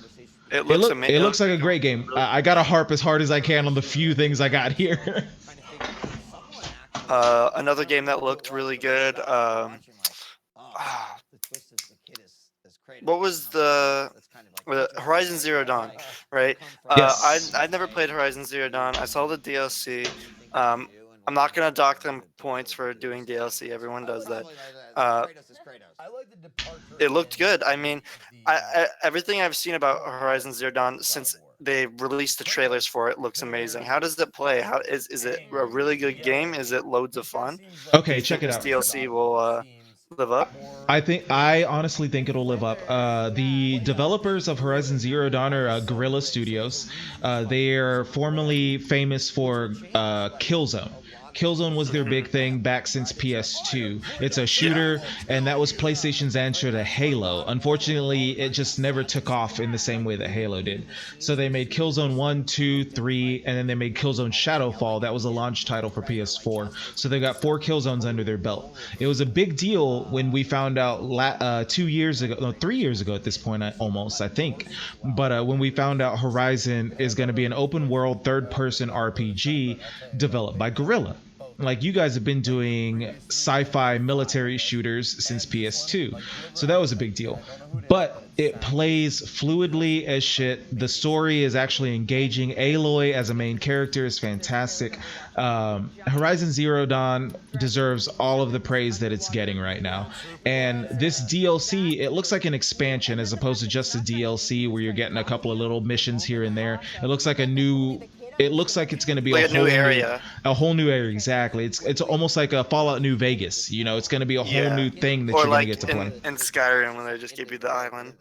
Exactly. So I mean, I think it's going to be good. I haven't finished Horizon Zero Dawn. In my save file right now, I'm literally on the very last mission. When you get to the last mission, because it ties into your achievements and stuff like that, it's like, hey, there's no turning back after this. If you want to do anything, you should do it now. And I said, okay, I need to go do this other shit because I'm 75% done with all the achievements. So I wanted to go back and get, everything for 100%. So I'm literally on the last mission. So I feel like I can say authoritatively that it's a fantastic game. If you guys played it, you'd love it. I think I would too. I mean, there's a lot of games on PS4 like Persona and plenty of other games that I have seen that look incredibly entertaining. Not enough for me to buy a PS4 and go get it, but incredibly good games. I mean, PS4s are going for like $250 now. Yeah, I can't drop $250. That's fair. I'm sorry, That's fair. I'm saving that $250 and I'm going to get an X1X. Ooh, I'm going to get it. Ooh, that hurts my Sony pride. Xbox One X. I know it hurts your pride, but hey, I got while we're still on this that big whole monster. Conference hurts your pride. It really did, and I'm not above admitting when I've been beaten, and it hurts. It hurts. Yeah. While we're still on this big monster scenario, let's talk about Monster Hunter. How about you talk good about segue. Monster? Good segue. If you guys don't know what Monster Hunter is, Monster Hunter has been running with Nintendo for 4 or 5 years right now. It's been more than 4 or 5 years. It's been a very long running staple. They just released of the Monster Hunter. Nintendo series. They just released a Monster Hunter port on 3DS. Yes, Monster Hunter. I got it for my first time on a 3DS, and I played it on 3DS, and I said, "This is horrible on 3DS. I want to play this on my computer." I was like, I'm like, the controls say computer, the graphics say I want it on computer, right? This is on PC. This game will be legendary. There is merchants, towns, tradings, PvP, missions. It is unlike any other boss. It's not like a boss battle. You basically go to a area. Okay, and then you have to actually hunt down the monster, and you can find other animals in the way that give you specific resources, which you can build armor and weapons with, and then you go and fight the boss. And every boss or every monster has their own specific way of fighting you, obviously. And you have to take it down a certain way. But usually what happens is you travel in a party, right? So you get a ranged character, a melee guy, or maybe some type of utility person, right? Everything is completely over the top. The two-handed sword is 4 times your height. The bow is 8 times your height. Like, it is just completely insane and so much fun, fast, awesome gameplay. I am really excited for this to come to PC. I am definitely going to pick it up when it does. And if you haven't seen Monster Hunter before, check it out. Great series. That's all I have to say. Well, maybe you can speak on this, because as far as Monster Hunter goes, I've heard there's actually a very steep learning curve to it. There is. I heard once it's hard to get into, but it's best played if you have friends who have played it before, and they pull you in, they teach you everything, but once you get into it, I heard it's the crack. Yes. Agree. Yes, exactly. There have been, let's see how many Monster Hunter games there have been. 1, 2, 3, 4, 5, 6, 7, 8, 9, 10 since 2011. Jesus Christ. So Monster Hunter is a huge game in Japan. But it's just never really come to Western audiences because it's always a Wii U exclusive or a 3DS exclusive. Although it's been on, they've done some Monster Hunter stuff on PS2 and PS3, but it's never been the same. This is huge. This is really big for the Monster Hunter series. I am just so excited to see Monster Hunter World on my PC coming. I don't remember if I think they said early 2018. Yeah. I'm excited. That's all I can say. Okay. What do you think, Scout? What do you think about Monster Hunter, man? I wasn't too impressed. I was kind of. You said I was cursed. Really? I thought it looked really good. Visually, it looks really good. It's not something I would buy new. I wouldn't prepay for it. I wouldn't buy it straight out. I'd wait for it to go on sale, and I'd give it a shot. Okay. At least I know the truth now. What makes you say that you wouldn't just pick it up? I mean, outside of being against like pre-ordering and stuff like that, but what turns you off about it? The things that caught my eye were the knife animations. What the hell he was scraping off and doing that same animation every time, and it just looks like he's grabbing an item out of thin air. And I thought we were past that. Oh well, I think that's a reflection of actual gameplay. And here I know, but I thought we were past that kind of light. Well, I don't know. Reach into a backpack and pull something out. That's fair. Unsheath your knife. That's fair. Like, The gods come on, guys. don't take kindly to outsiders. Trust me. These are supposed to be top-of-the-line games coming out this year, not 5 years ago. That's fair. That's fair, and I'll give you that. I'll give you that, man. I'm definitely still hyped about it personally, but I can see where you're coming from on that. So I definitely don't want to sound like I'm shitting on your opinion at all. Oh no, they have differing opinions. Absolutely, thank you. So yeah, we need to have that. Yeah, no. It makes for great conversation. Yeah, I agree. And I knew, like, 10 minutes into this, I was sitting here like, These guys aren't gonna like what I have to say. Hey, that's totally okay, man. At the end of the day, we're all gamers and we have different opinions. We will enjoy hunting down T-Rex, pterodactyls. Wow, that was something. And you will enjoy. No, we're all together about to enjoy pillaging ships and getting loot. Yes, we are totally doing that. We're gonna get drunk and we're gonna pillage loot and we're gonna be. I am 100% on board with all of this. I'm buying an eye patch. I will buy a eye hat and an eye patch. Moving on, let's move into what have we not hit? Okay, Detroit. Becoming human. Thank you. Look at that. Good call. Me and you, simpatico. I like that. I had just literally just come from watching somebody stream. Okay. Stream Elements real quick. Check this out. Wait, hold on. Check this out. Before you give your opinions, it seems like you guys haven't heard about Quantic Dream. Quantic Dream is the studio that's making Detroit Become Human. And Quantic Dream, what they do is they do highly cinematic, choice-based games. Like if you make a small choice, it actually dramatically affects your gameplay. Like you could easily play this game like 30 times through and you're gonna get different experiences. And they were actually beaten out by Supermassive Games, who I forgot to note, but they showed up on another game. I think it was a VR title for Supermassive Games, but Supermassive came out with Until Dawn. That's why I freaked out so hard. That was one of my favorite games. It's a horror game that makes fun of teen slashers and shit, but you make one choice and somebody might die, and then a plot point comes up later and it's like, oh, that person's dead, what are you gonna do? So these choices matter, and that's why Detroit Become Human looks fantastic. You're not gonna be third person shooting around or first person shooting people, but it's heavily cinematic and it's very story driven.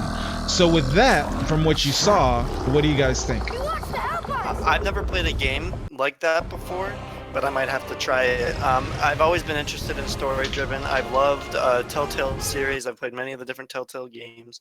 That's the closest I can see relating to this type of game. And I would definitely be interested to play it. I want to, at the very least, I'm going to watch it on YouTube and watch someone do a bunch of different playthroughs, right? If I do get the game, I'm not going to watch anything. I'm going to try it on myself and I'm going to do a million different playthroughs.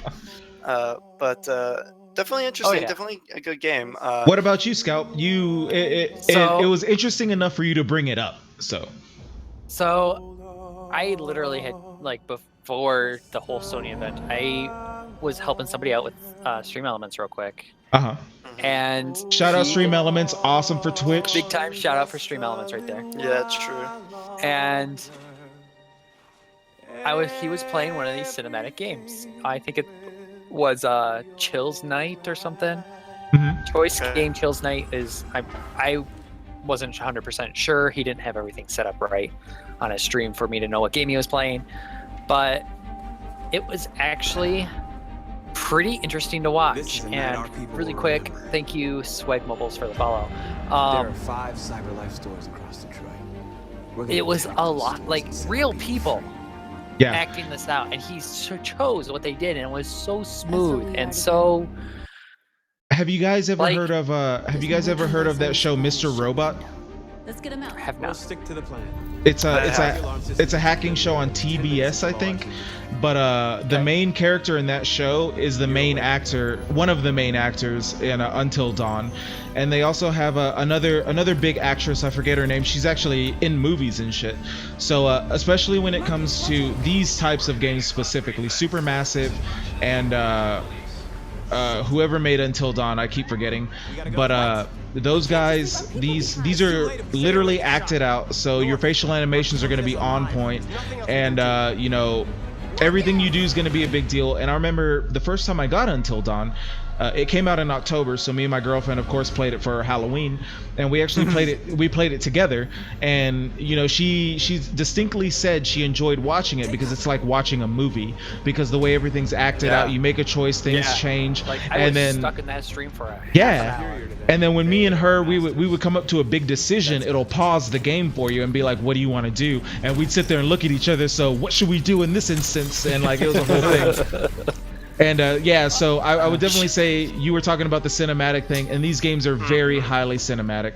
So I encourage people to go check out Until Dawn, Supermassive. I say that as a PlayStation fanboy, guys. So you know. I also say that if they are created right, these would be a very big viewer interaction streaming game. Oh yeah, because you can let your viewers vote and decide. Contests on Stream Elements coming soon. Oh, nice. Contest on Stream Coming Elements. very soon. Very, very soon. I've actually previews of them very soon. I've actually already been thinking about trying to do Until Dawn. I keep talking about that game, but I love it so much. But I want to hold off on that, you know, assuming I have the steam to keep going for a good while, which I think I do. If I make it towards October around Halloween, I want to do a lot of horror games, and Until Dawn would be perfect. And with the community, well, not just with her, but with the community, man. Pause the game and be like, all right, guys, what should we do right here? Like, that sounds awesome. Oh yeah. And I think, you know, Until Dawn by yourself sounds like a lot of fun, but me and my girlfriend playing together. Exactly. Like, you know, playing with other people, that's what makes those games so much fun, because you don't know what's going to happen next. Yes. I'm really hoping Discord has their screen share feature by then. I agree. Are they working on that? Yeah, but that's besides the point. That's supposed to be good. So, what else do we got? Okay, so let's segue from, we're going from horror, let's move into Days Gone. I'll let you guys start on that. Days Gone. The zombie game. Yeah, the zombie game. It looks like a zombie game. Oh yeah, it does. What it's was a little the different. Microsoft one? State of Decay. State of Decay 2. State of Decay. I gotta say, State of Decay looked better. Yes. Really? I personally think it looked better. As somebody who's tired of zombie games, I've got to say, I felt like Days Gone looked okay. Before I ever saw State of Decay, I knew Days Gone was coming. That was released at last year's E3. That was the first time we saw it at Sony's press conference. Yeah, and this is going to be a Sony exclusive, so you know I was up on it. And I thought this looked boring last year, and I was just like, you know, just like I said about State of Decay, I was like, it's another zombie game, whatever. This one, I think the down-to-earth grittiness about it over State of Decay seemed more gamey, if that makes more sense. This seemed like, you know, you're kind of just like, oh shit, are my decisions gonna matter? And especially when you're interacting with the environment, like homeboy blew up the wall and all the freakers, the zombies in this game, they're called freakers, just so you know. But the freakers, they all come running in. It's like, okay, so I can use these guys to take out this camp and distract them, so I can go up and do what I need to do. I thought that was cool. The bear trap. And the bear trap. Yep. Scalp, what'd you think about all that, man? I definitely would play that game. It would be on my list. I liked watching the videos that I've seen before. I think it would be a fun game, yes. But I still think... I'm sorry, I cannot get past the graphics levels. Well, okay. It would look so much better. It looks like it's from on a machine that's designed, yeah. Hold on one I'm rewatching the trailer right now. Okay, check it out. If y'all take a glance at my screen, because it should be going in 1080p, this is actually still kind of not great. But I think it's the video quality, personally. The graphics themselves, it looks like it's a well-made game, I think. I'm sure it's not a bad game. Like, but hey, it's gonna be a good game. I'm all defensive right now. No. At the same time, I know you I'm are. not big into zombie games either way. I guess that's my thought, right? It's like agreed. Get to Days Gone. Which one's better? Well, they're both zombie games. that's my feeling. At the end of the day, somebody actually in my chat brought it up, and they said the same thing. They're like, last year when I saw this game, I was meh, but this looks good. And I said the same thing. I was like, yeah, I said the same thing. Last year it looks meh, but this year they're kind of selling me. And but I still feel that way about zombie games in general. Zombie games are kind of played out.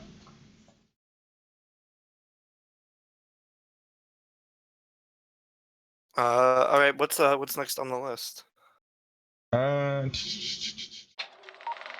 How about we touch on Destiny? What'd you guys think about Destiny? I want gameplay. You didn't think there was enough gameplay on that? That was gameplay, and it looked to me like I've seen those Yeah. MMOs 100 times over. Oh, well, we felt different about that. It was definitely gameplay, but I thought it looked really good. Wait, did I? Maybe I'm thinking of the different trailer. I think, well, not all of it. I've been seeing a lot of trailers, okay? So. Well, clearly not all of it was gameplay. Some of it was pre-rendered for sure, but it looked like a lot of it was gameplay, and I think it looks good. Yeah, I don't know if it was my end and bad graphics or bad streaming on their part, or it looked to me like I've played it before through a mashup of 5 different MMOs that I've done. There's a good amount of gameplay in here, right? It looks good. It looks good. It looks like Destiny. It looks good, but it just... Hold on, I gotta use the potty. Keep it going, guys. Keep it going. I don't know if Destiny 2 is gonna be enough, right? The thing is, I think it's when you make, well, yeah, when you make Destiny 2, what's gonna be the game changer from Destiny to Destiny 2? And I don't see it.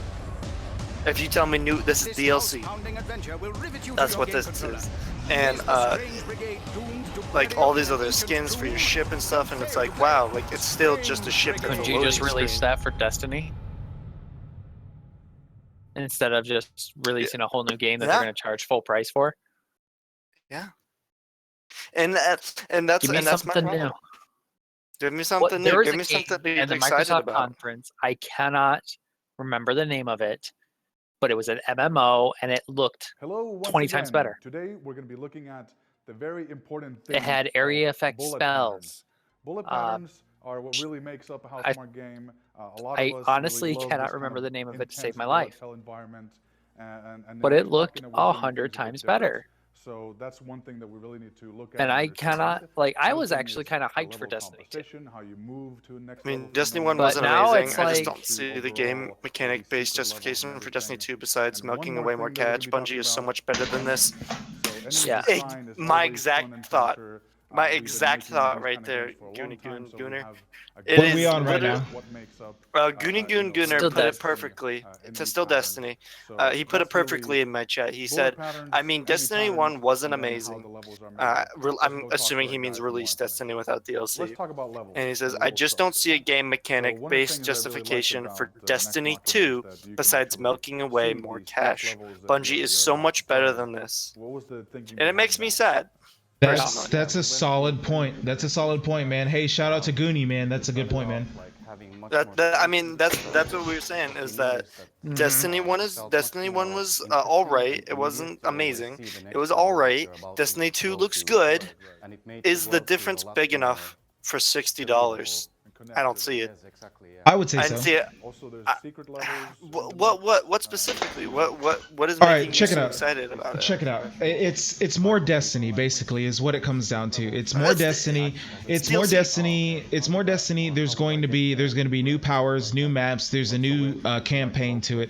It looks like the Cabal leader that's running everything. It looks like I mean, it's not the hugest update ever, right? And I totally get that. I'm not debating that at all. Like I get why I get why a lot of people are calling it Destiny 1.5. But at the same time, let's think about how many hours people put into Destiny. Like a lot of people out here complain about it. They were playing well into the Taken King. Like I stopped before any of the DLC. Like I played for 3 months. Out of that 3 months, I put almost 200 hours into that game. And even at half of that, 100 hours in 3 months when you're grinding away, goofing off with friends, that's not a bad value. Like when it comes to dollar to gameplay value, that's not bad. And mind you, that was before any of the DLC, when everybody said it fixed a lot of things. So if it's at launch and all of my friends are going to be on it and it's going to be us goofing off, having a good time, even though we might be grinding levels and doing a lot of shit like that, if we're having fun along the way, like we kind of talked about yesterday with MMOs, if I'm having fun along the way, I mean, hey, if I put 100 hours into it, $60, totally worth it, man. For me, 100 hours, that's, if I'm going to buy a game up front, I better know I'm going to put more than 100 hours into the game. I mean, do you not go to the movies? Do you not go to like see movies in theaters? I go to see movies in theaters. It's $3.25 if I go down to the State Street. I'll be honest. shit. I play a lot of games. Okay, you guys play a lot of games. Right. Okay, if I buy a game, I'm expecting double the amount of hours for the price I put into it. If I'm buying a $30 game, I'm expecting to put 60 hours into it. If I am paying full price for a $60 game, this is gonna be a good game. I'm gonna put at least 120 hours into this game. At minimum. Bare minimum. That is my personal goal, right? If I see something like Destiny 2 and I'm like, I'll put 40 hours into that. That's not worth $60 to me. That's my personal. I don't even know if I'd put 40 in it. I might get 10 hours in and be like, why does this feel like a I can understand where you guys come from on that, but I'd have to respectfully disagree. I would say like, okay, like let's look at a game. Well, you guys aren't console guys, so I would assume you didn't play The Last of Us, no? I don't have a PS4. I really wanted to. Well, it was also on PS3. It started on PS3 and the remaster was on PS4. But yeah, The Last of Us, I bought that at $60. The campaign, because I mean it's a story-driven game by Naughty Dog. Naughty Dog is hailed from the high heavens as one of the greatest storytellers in gaming. And as somebody who never played Uncharted, recently when I first started streaming, one of the first games I started streaming, I went and bought the Uncharted Legacy collection because I'd never played Uncharted, and I figured, hey, let me check this out. And what made me think about them was The Last of Us. That game, if you play through that campaign, even if you're taking your time, you're going to put about 20, 25, maybe 30 hours into it. That's a full $60 game. And that, to this day, is without a doubt one of my favorite games of all time. And I would say that was well worth the $60 price of admission to play that. So I would say at the same time, it's a balance. Like just the hours you're gonna put into it, you gotta account for what those hours go towards. Like if you're looking at amazing cinematic storytelling that's gonna leave an impact on you and you're gonna remember it years later, I think that might be worth it. If you're goofing off with your friends, like if you're just grinding in World of Warcraft by yourself, like I could understand how that wouldn't make a whole lot of sense. But if I'm spending hours and hours with friends, like 100 hours with friends, building relationships and goofing off and having a good time, that seems like a decent trade-off to me. But that's just me though. I don't. But just as a counterpoint to that, I'm going to pre-order Star Wars Battlefield 2. And I know for a fact I'm going to put more than 100 hours into it. And I know for a fact I'm going to be playing with you two. So I'm going to be having fun with my friends. I'm going to be having that experience. And we're going to be grinding the fuck out of that game because it's a fun-ass game. And I know it. Yeah, and I don't see myself doing that with Destiny 2. I cannot see myself sticking around. I might play a couple hours, and I don't get me wrong. Well, don't get me wrong. Destiny has some of the best shooter combat in the gaming industry. Period. I will give it that. I will give it that praise. Some of the best, just fluid shooter combat in the industry. Amazing. Okay, but where's the game? It's just the amount of. I guess it's just Destiny again, and you know I just don't want Destiny again. I want what they promised when they were going to release the first Destiny, which was I want to fly around in an open world MMO sci-fi place, and that's not what I was given. I was given missions and PvP, and raids that no one wants to do. I mean, raids were the best part, though. They were the best part of Destiny. So. Yeah, absolutely. But what else? What else do we have on the list here? Let's just go off of what the show just said. Spider-Man. Okay, yeah, Spider-Man. Let's jump into that. I think that looked absolutely amazing. The environmental interaction and the gameplay. What? I thought Spider-Man looks good. What didn't you like about Spider-Man? I liked it. I'll give it. The storyline looked great, and the gameplay looked pretty good. Yeah. But so what was wrong with it? He's not sold. I wasn't sold on the graphic. I wasn't. I mean, is graphical fidelity the only thing you're worried about? I mean, at the same time. I'm sorry. Microsoft brought the hell out of it. I mean, check it out. Check it out. At the same time. Or Bethesda was better than this. I don't know about that. I wouldn't say that. I wouldn't go that far. We're stretching that. At the same time, when you look at something like Spider-Man, one company. when PlayStation covers everything. Come on, they can't pull out another game out of their ass that's better. When you look at something like Spider-Man, it's an open world RPG. It's huge. I mean, when you look at all right, you look at Fallout. Open world? Yeah, they it's didn't completely really open world. cover that. No, that's been confirmed. It was just like one storyline, and it didn't give us the. Or didn't give me the it was impression definitely like one mission that in it an open was. world environment. No, I it was more one like mission. It's an Assassin's Creed format. Well, I mean, even Assassin's Creed, that's open world as well. I mean, you got to keep that in mind. It is open world, but it's limited as well. Well, no. This is going to be completely open world. Like, that's already been confirmed. This is going to be like GTA style. Like, you can just run around and do whatever. And it's going to be like, you're going to go into... Well, I'm pretty sure this has been confirmed, actually. Now you're making me second guess myself. But but I'm pretty sure this is going to be open world to where you can just run around and do whatever. So of course the graphical fidelity is going to be down a little bit. I mean, even in games that are hailed like GTA 5, for instance. GTA 5 is a phenomenal looking game. GTA 5 is a phenomenal looking game in its own right. But if you compare it to something like a Crysis, it doesn't look nearly as good. But that's because it's rendering an entire open world. One word, 2 syllables. What's that? Skyrim. People don't want it. That's a sad fact. They don't. The public is getting on with it. The diehard fans love it. The diehard fans love it. The people who aren't diehard Bethesda fans are getting tired of it. And I'm with you because I'm a diehard Bethesda fan. I'm not talking about the gameplay itself, but I'm talking it is entirely open world, and it looks beautiful.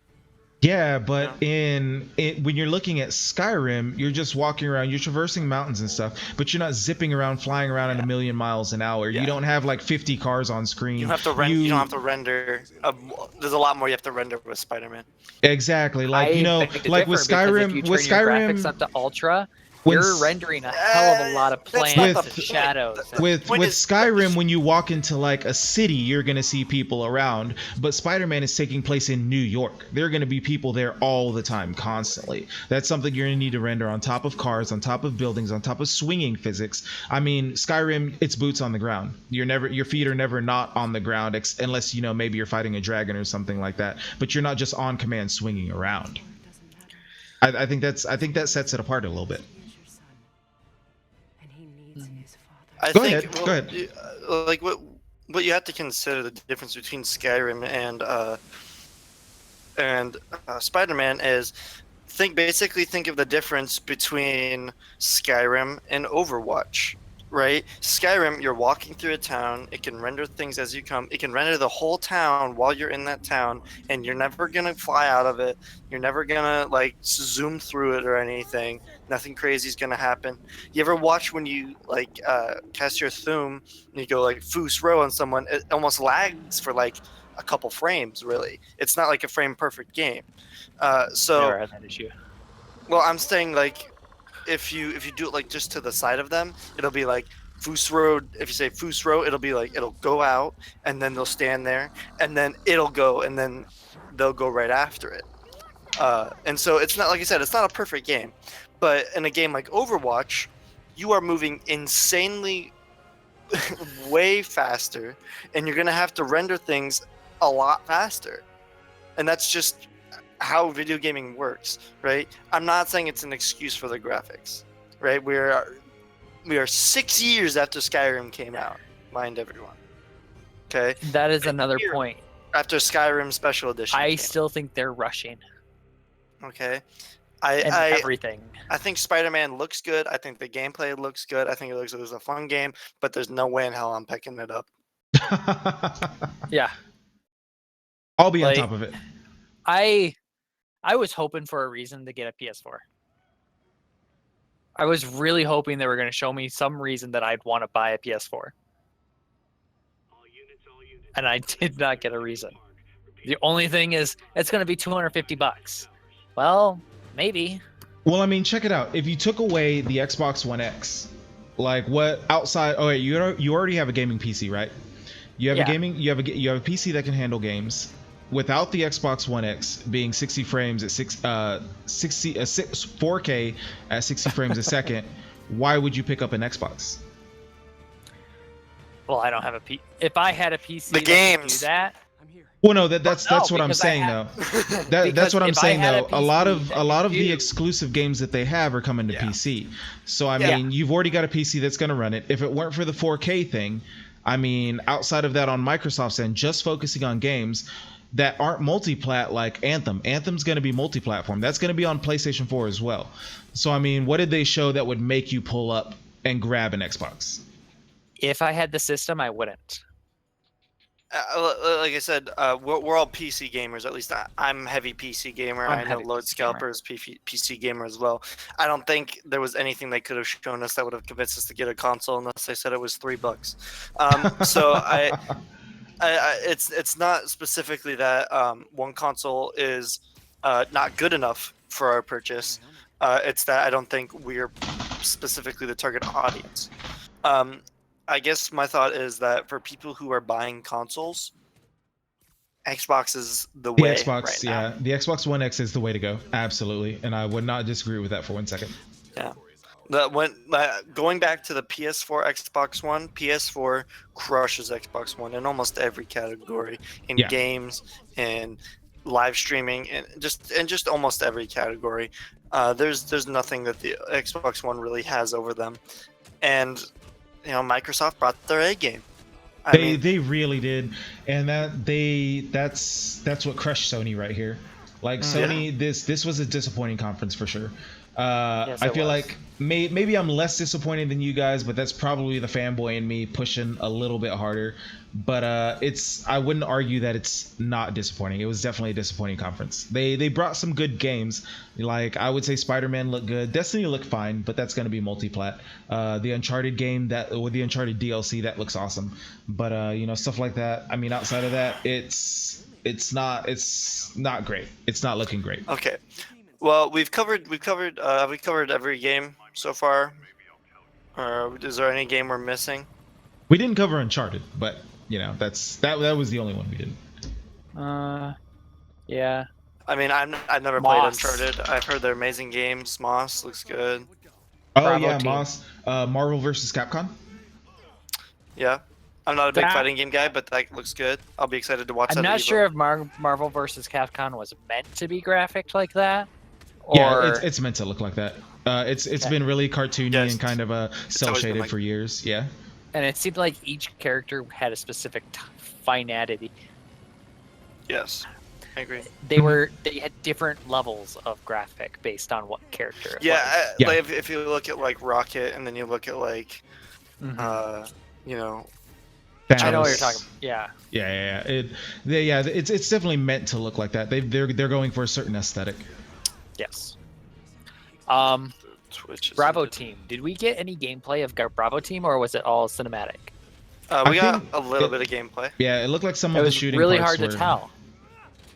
I mean, it was definitely gameplay because you could tell the guy was like twitching across from him. So like you could tell they were both players. Because the guy was like kind of like twitching up and down with his gun. Okay. I don't know. I mean, outside of that, they had Inpatient, and that was clearly, I feel like, Until Dawn related, because he even says "Remember Me" and all that jazz. It sounds like the same voice actor. Yeah. Monsters of the Deep, Final Fantasy 15. That's in VR. Yeah, I saw that. That looked interesting. Definitely VR. Star Child, that was VR as well. One we didn't talk about, which I know you don't like, Call of Duty World War II. Yeah, I'm not a big fan of World War II. It looked like good gameplay, decent graphics, but no, it looks good. Again, don't get me wrong. Just another. I mean, it looks like another Call of Duty. I'm not gonna pre-order it. I'm gonna look into it more than I've looked into Call of Duties in the past like 5 years. That's basically all I'm giving it. I want to take a look at it. I want to see what it looks like when it's released, right? If they just slapped on a World War II skin to it, I'm gonna be pissed and I'm gonna be insulted. Like, yeah. This is I really. And that's all I feel like all the Call of Duties have been. Oh yeah. They've maybe upgraded a little bit of something here and there, but slapped another skin on it, called it something else. I played Modern War. I played the original. I disagree with that. I played Modern Warfare 2, and I played Black Ops. After Black Ops 1, it's been downhill for me. After Black Ops 1, it started going downhill. I definitely fell out of Call of Duty for a while, and I like Call of Duty. Like, to be clear, I like Call of Duty. I stopped playing them after Modern Warfare 2. That was the last one I bought until they started going into the future. Like, I like futuristic sci-fi shooters. Like, Black Ops I dig 2 had the second best campaign in the Call of Duty series. Black Ops 1 had the second best campaign in the entire series. It was amazing. Like, the numbers Mason, the whole tie-in from the previous series was really good. Modern Warfare 2 campaign obviously takes precedent over any other campaign in this series. Modern Warfare 2 was just a masterpiece. But my biggest problem was, I look at this and then I look at Battlefield and I say, why in the fuck would I ever play Call of Duty? Well, I think they're two different games, really. When I was saying earlier that I disagree, what I was disagreeing with was mostly the gameplay. It's often said that Call of Duty is just a reskin. It's the same game it's always been. But especially when they started going into the future, when you got jetpacks, you're running around on walls and stuff like that. Yeah, like that's when they really started setting themselves apart. And I thought it was weird, especially like in you see gaming forums and stuff, and they're just like, this is still the same game. Like, what are you talking about? Like, we've got laser cannons here. You've got jetpacks. You're running on walls. Like, you're jet sliding and shit like that. Like, this is not the same game. Like, so that's the only thing I disagreed with. And I understand that, but to me that's more like, hey, we added a new feature to our multiplayer game, pay us $60 more, and by the way, we also have DLC on this one too every year. And I'm like, I'm paying $60 for jetpack and wall riding. Hey man, check it out. At the same time, if you go to, after the sale, obviously, if you go to Blizzard's website, Overwatch right now is $60. It's multiplayer only, and there's like 10 maps. Call of Duty comes with a completely different scenario. Overwatch has been coming out every single year. Not only that, but that was a misquote. You can get Overwatch for $40. Yeah. No. I'm not talking about the base game. I'm talking about Game of the Year Origins Edition. So you get Game of the Year Origins Edition, all right? Which Game of the Year Origins Edition is only extra skins and a couple of loot boxes. So I mean, saying. You know what you get for Call of Duty, the game that comes out every single year for $60? An entire campaign. You get a zombies campaign. You get a multiplayer campaign, and the last two Call of Duties actually had couch co-op additional campaigns on top of that. So you get 3 different campaigns on top of multiplayer for $60. Every year. I mean, hey, but it's totally different, and that's more than just multiplayer for the same price. That's all I'm saying. Like, I think Call of Duty gets a lot of shit for. I think they get. To say, it's been. I bought Overwatch, and I don't think I'm going to be having to sink any more money into it, and I'm still going to get new stuff. Well, I mean, that's fine too. I mean, I get that, and you're going to get some updates and stuff like that. But at the same time, Overwatch is still missing to catch up to what Call of Duty is offering for the same price. So let me go ahead. Also, let me also say real quick.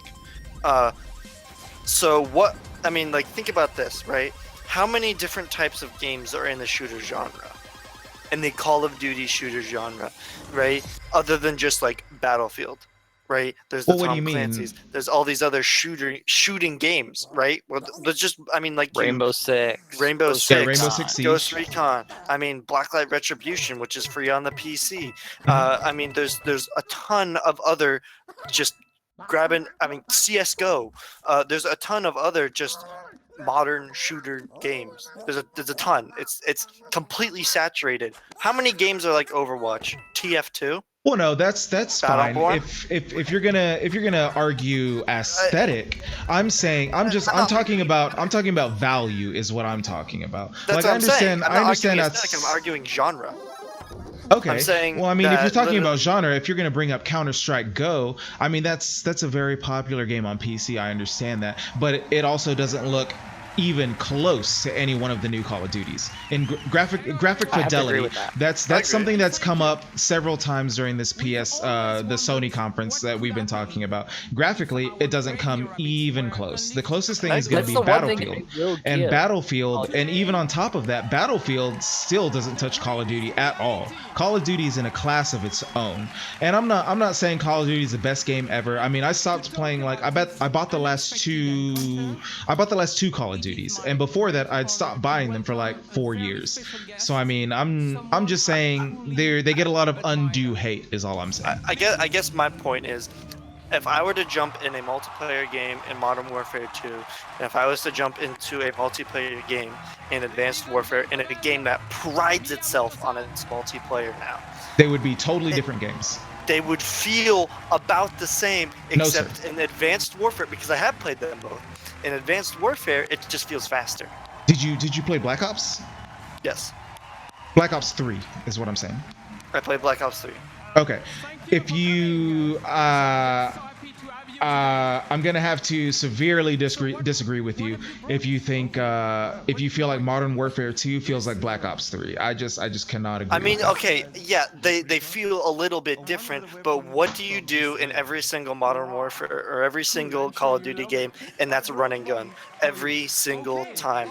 Well, I mean, if you're gonna break it down to bare elements, I mean, run and gun is in everything. I mean, if you're gonna ignore the fact that they changed weapons, they changed perks, they changed. Well, it almost became a hero shooter because you started getting exosuits, you started getting superpowers that were differentiated between 6 different heroes, and each of those 6 different heroes were customizable. On top of that, they all had 3 different slot perks. I appreciated those. Those were good changes. But what I'm saying though, I mean, you're saying Modern Warfare 2 feels like Black Ops 3, and that's just not the case. Because at the end of the day, what you're doing with those 6 people is running with an assault rifle, turning a corner, and whoever shoots first wins. And you're just running as fast as you can through the levels. You're not taking your time. Okay, so that could be said about Counter-Strike, right? That could be said about Counter-Strike, right? And that could be said about Battlefield, right? That could be said about any shooter. That is kind of my point, though. We have options. Okay, so it's not just Call of Duty. So all shooters are the same and they all suck? No. No. Okay, now you're really generalizing. That was a huge generalization. That was not the point. Well, it feels like we're. Okay. You have a small map where they spawn all over the map. And they give me something new. What is new? All I can see, yeah, the graphics are good. The graphics, they might be great. And the gunplay's nice. Storyline will be nice because I don't really think we've covered World War II very much. But again, we haven't covered World War II much recently. Back in the PS2 era, World War II was oversaturated. It was. And that's one of the reasons they moved into the future. And I understand why they're going back with it. It's not my bag, but I understand why we're going back with it. It's with both Battlefield and Call of Duty. It's a loop. Yeah. Again, I guess my point is, if I load in, let me describe it this way. Okay, if I load into a Black Ops 3 match right now, right, I'm gonna get onto a tiny map. I'm gonna get 5 loadouts, right, and then we're gonna have a bunch of people running around with one-shot weapons and easy kill weapons. On Black Ops 3, that's five loadouts depending on the hero you choose. And there's a lot of customization. Don't get me wrong. There's plenty of customization, right, depending on the hero you choose, and there's a bunch of different stuff that you can do, right? But what it boils down to, at the end of the day, is you're running around shooting people. If I load in a game of Battlefield right now, what's gonna happen is I can either be a light machine gun guy, right? But you have to play like a light machine gun guy. Okay, well, check this out. If you're not. Check this out. You kind of shrugged off the hero element. If we did the same thing to something like Overwatch, which is a heavily hero-based game, if we just shrugged off their different abilities, that kind of defeats the entire purpose of what goes on there. And I'm just saying that there, you know, I'm not saying you guys gotta love Call of Duty. I'm just saying it gets a little too much hate. I mean, there's definitely good reason to not like Call of Duty. I'm not saying that there's not. I'm just saying it might get a little too much hate. I'll agree to that. It gets too much hate. I'll give it that. Whatever you do, don't try to make a jump game or a Mario platformer. So we can stop talking about Call of Duty. we got onto a real tangent there, and it got kind of heated. And I apologize if I came off kind of harsh or whatever. No, I like it. I love that kind of debate. I enjoy that. It felt passionate, and I enjoyed it as well. I thought it was good. Thank you very much for quick shout out to Random Girl Singing. Is she in your chat? Yes, she is. She's got Random a Girl check mark Singing and a crown. Also shout out JoJo. I've been actually ignoring him a little. Well, not ignoring him, but he's been listening to our banter back and forth now for a little while now. So I have to ask you, Random Girl, did you watch anything with the E3s? It has a very unique flavor to it, and of course Ubisoft is very good at making action games, but this game in particular has a great layer of strategy and tactics. Okay, I'm gonna go on Twitter. I'm gonna go on Reddit, and I'm gonna see what. Let's see what they had to say about Sony. It's not gonna be good. Oh yeah. Oh my god.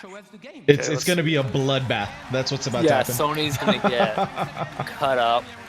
I think the CEO ran out of there as fast as he could. Yeah. Sean Layden was not having it. He's like, nope, I gotta go, guys.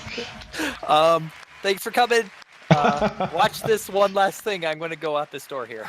The fact that a re-release of Shadow of Colossus was one of the more exciting parts of Sony's press release was not great. Microsoft didn't blow me away, but Sony was weaker. One of the top comments on the Reddit mega thread in our games right now is Skyrim will never go away, will it? I mean, it is kind of getting beat to death right now. I mean, like we mentioned earlier, it's a 4-year-old game, and it was at both the Bethesda conference and the Sony conference. Yeah. Though I can understand the Bethesda. It's their game, and they're porting it over to the Nintendo Switch. Yeah, that's fair. And I can kind of I don't know whether to hate on Bethesda for this or to give them props for this, but I think them letting PS or PlayStation. This is one of my favorite comments right here. Am I assuming the sound is DLC? With the sound issues early on. I'm putting a GIF in the podcast. This was on the Reddit talking about the animations. Okay. I just want to finish what I said. I really think that. What the hell? Yeah, that was kind of. Anyway, I feel like Bethesda was like, no, PlayStation, you go take the fall for that. You can do that version of Skyrim on your VR system. Just keep it over there. We're going to do our VFR over here. And just, you know, you take the crap. We're going to release Wolfenstein 2. And as the game is a turn-based tactical adventure game, combat is a really big part of the concept. So I'm sorry, I give them. I don't know if they did it on purpose or if it was the very beginning of the game, so it will be perfect to talk about the on accident. But so the two flags you see on the screen here is to tell you this is a battlefield zone. Sorry, I'm reading through Reddit comments and stuff like that. I'm trying to see these reactions on the Sony press conference. It's actually not as bad as I thought. Really? Yeah, as bad as Bethesda got? I mean, people are shitting on it, don't get me wrong, but they're not just flat out hating on it. Like, people are hyped for Monster Hunter, it looks like. People are also hyped for... Oh, well, people are commenting on Skyrim needing to go away. People are hyped for Monster Hunter, but people are quick to point out as well that that's coming to Xbox and PC. And one of the top comments, I cannot wait for Shadow of the Colossus now, which I have no attachment to. I mean, yeah, where is Kingdom Hearts 3 coming out? Is that is it coming out? Well, I mean, that game was announced 6 years ago, so we probably have about 4 years to go on it. With Square Enix, man, remember, Final Fantasy 15 was announced 10 years before it finally came out. people were ripping Bethesda up and down, and they're giving Sony like a really nice time. Yeah, they're not shitting on Sony that hard. I don't get it. Angry Joe Show saying Sony didn't win this year. I think Ubisoft did. Ubisoft did a good job. Don't get me wrong. Ubisoft Don't tell me about it. Don't tell me about it. I do not think Ubisoft won. I mean, I'm not gonna ruin anything about Ubisoft. I think Microsoft won, but I definitely think Ubisoft did the best out of all the companies. Like exactly. Out of the third parties, I would agree with that. Ubisoft came strong. Yeah. But out of all of them, Microsoft definitely won E3 in my opinion. How about this, guys? I'm gonna watch the. There were two of them today, right? There was the PC gaming show and Ubisoft. Yep. And I think Nintendo's tomorrow. Nintendo's tomorrow, yes. Tomorrow morning. Okay. So those three. I don't get this, dude. How do people rip Microsoft up and down, and then like Boogie says, well, maybe Sony didn't win E3, but boy, did they bring the games. They're certainly the games with the most hype for the whole show for me. Are you kidding me? I agree. I have to agree. Are you kidding me? Less than half of what Microsoft did. Well, I mean, did Microsoft bring the games? A lot of what Microsoft brought were smaller indies, and what the big games that they did bring weren't exclusives. Like those are going to be multi-plat games, you know, just like Monster Hunter. Sony. Monster Hunter's multi-platform. Okay, so like I said earlier, we got 9 exclusives from Sony. Can we say we got 9 exclusives from Microsoft? I mean, I've still got the Microsoft notes right here. Well, do you count exclusive as just Xbox or PC or both? Because it is the same company. Well, I mean, okay. I mean, when it comes because if we're counting it as the company, as in Sony's got the exclusive and Microsoft has the exclusive, I think Microsoft blew it out of the park with that. Well, check it out. I'm looking at my Microsoft notes right now. Okay, and really Metro Exodus, that's not exclusive. Assassin's Creed Origins, that's not exclusive. PlayerUnknown's Battleground, not exclusive. State of Decay 2, PlayerUnknown, no. And all right, State of Decay 2, that is exclusive. I want to reach Darwin back Project. to what I said during the Microsoft conference. Go ahead. I want to see less exclusivity. Have a great E3. Thank you. I mean, I don't have a big because problem of the fact I with want to see people to play together. I don't want to have to buy one of every system to play all the games. What's the fucking point? Boogie said Sony won E3 and they're only 3 games in. I think that's irrational. I'm seeing the same stuff on Reddit too. Like they're only 2 and 3 games in and Sony won. Like I'm seeing the same stuff on Reddit. Oh my god. There's no way. It looks good. Sony did not do a bad job, but I don't think they deserve a 5. I think they put out some pretty good shit, but I don't think they deserve a 7.5. I think that's a reach for me. For me, that's a reach. I give it a 6, 6.5 on a good day. 6.5. I think a lot of their exclusive games came a lot harder than Microsoft, man, and that's what I was saying earlier. They came hard with games. But I highly disagree. Especially with their exclusive content. I mean, look at it. We've got Spider-Man, that's an exclusive. We've got Detroit Become Human, that's exclusive. We've got God of War, that's exclusive. We've got Shadow of Colossus, that's a remaster, but it's an exclusive. We've got Days Gone, Horizon, Uncharted, all exclusives. Every single one of them. None of them are coming to PC or Xbox at all. It still doesn't convince me to buy a PS4. Well, I mean, but if we're just comparing games here, I mean, as far as Microsoft exclusives go, the point of this E3, all in all, for them showing off those games, is for them to sell the system. Well, right. So let me make a point here. Okay. Mm-hmm. If we're comparing games to games, even if we disagree on who won the games, right? So let's just you don't have to actually agree to this, but let's compromise for my hypothetical that the games the games were equal. They both came out hitting hard, and they both did a great job. And they both came strong with games, absolutely. I think in my opinion, you know, like I said, I believe Microsoft won, and I think the big tipping point was the hardware, personally. The hardware? And that's why early on. Well, I mean, Minecraft's coming. Minecraft is not exclusive. That's coming to PlayStation as well.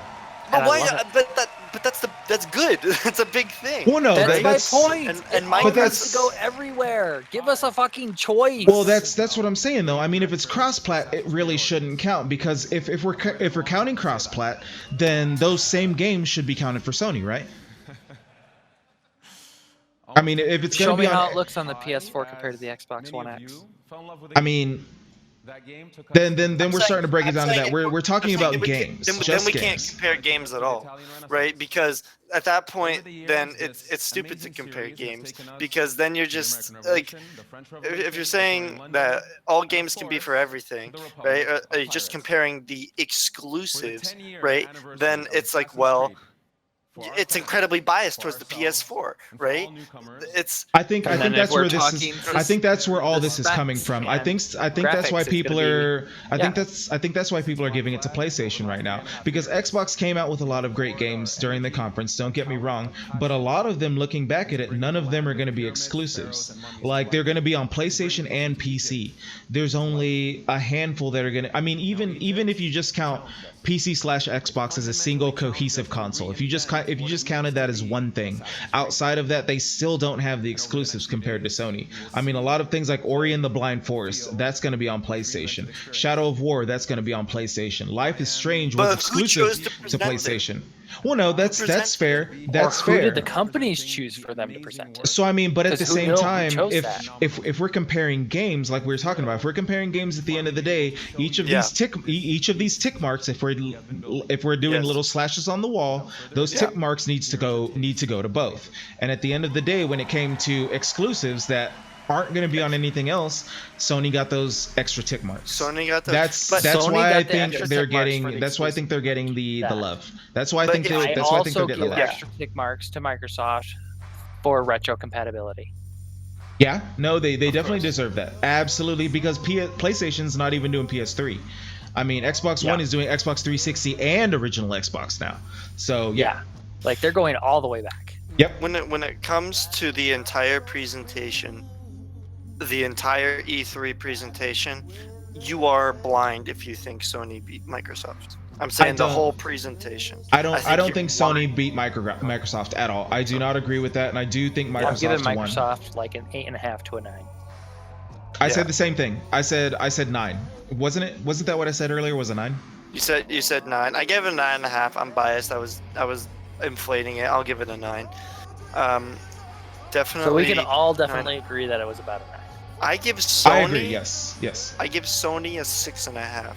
Ubisoft looked better. I was more hyped for I'll the Ubisoft. Upgrade mine what? To a 5.5. I was more excited just during because the the Ubisoft. argument you brought, Blue Bomber. I'll give you that. How do you feel? Man, I'm scrapping over here. I'm scrapping at the bottom of the barrel. I'm doing my best here.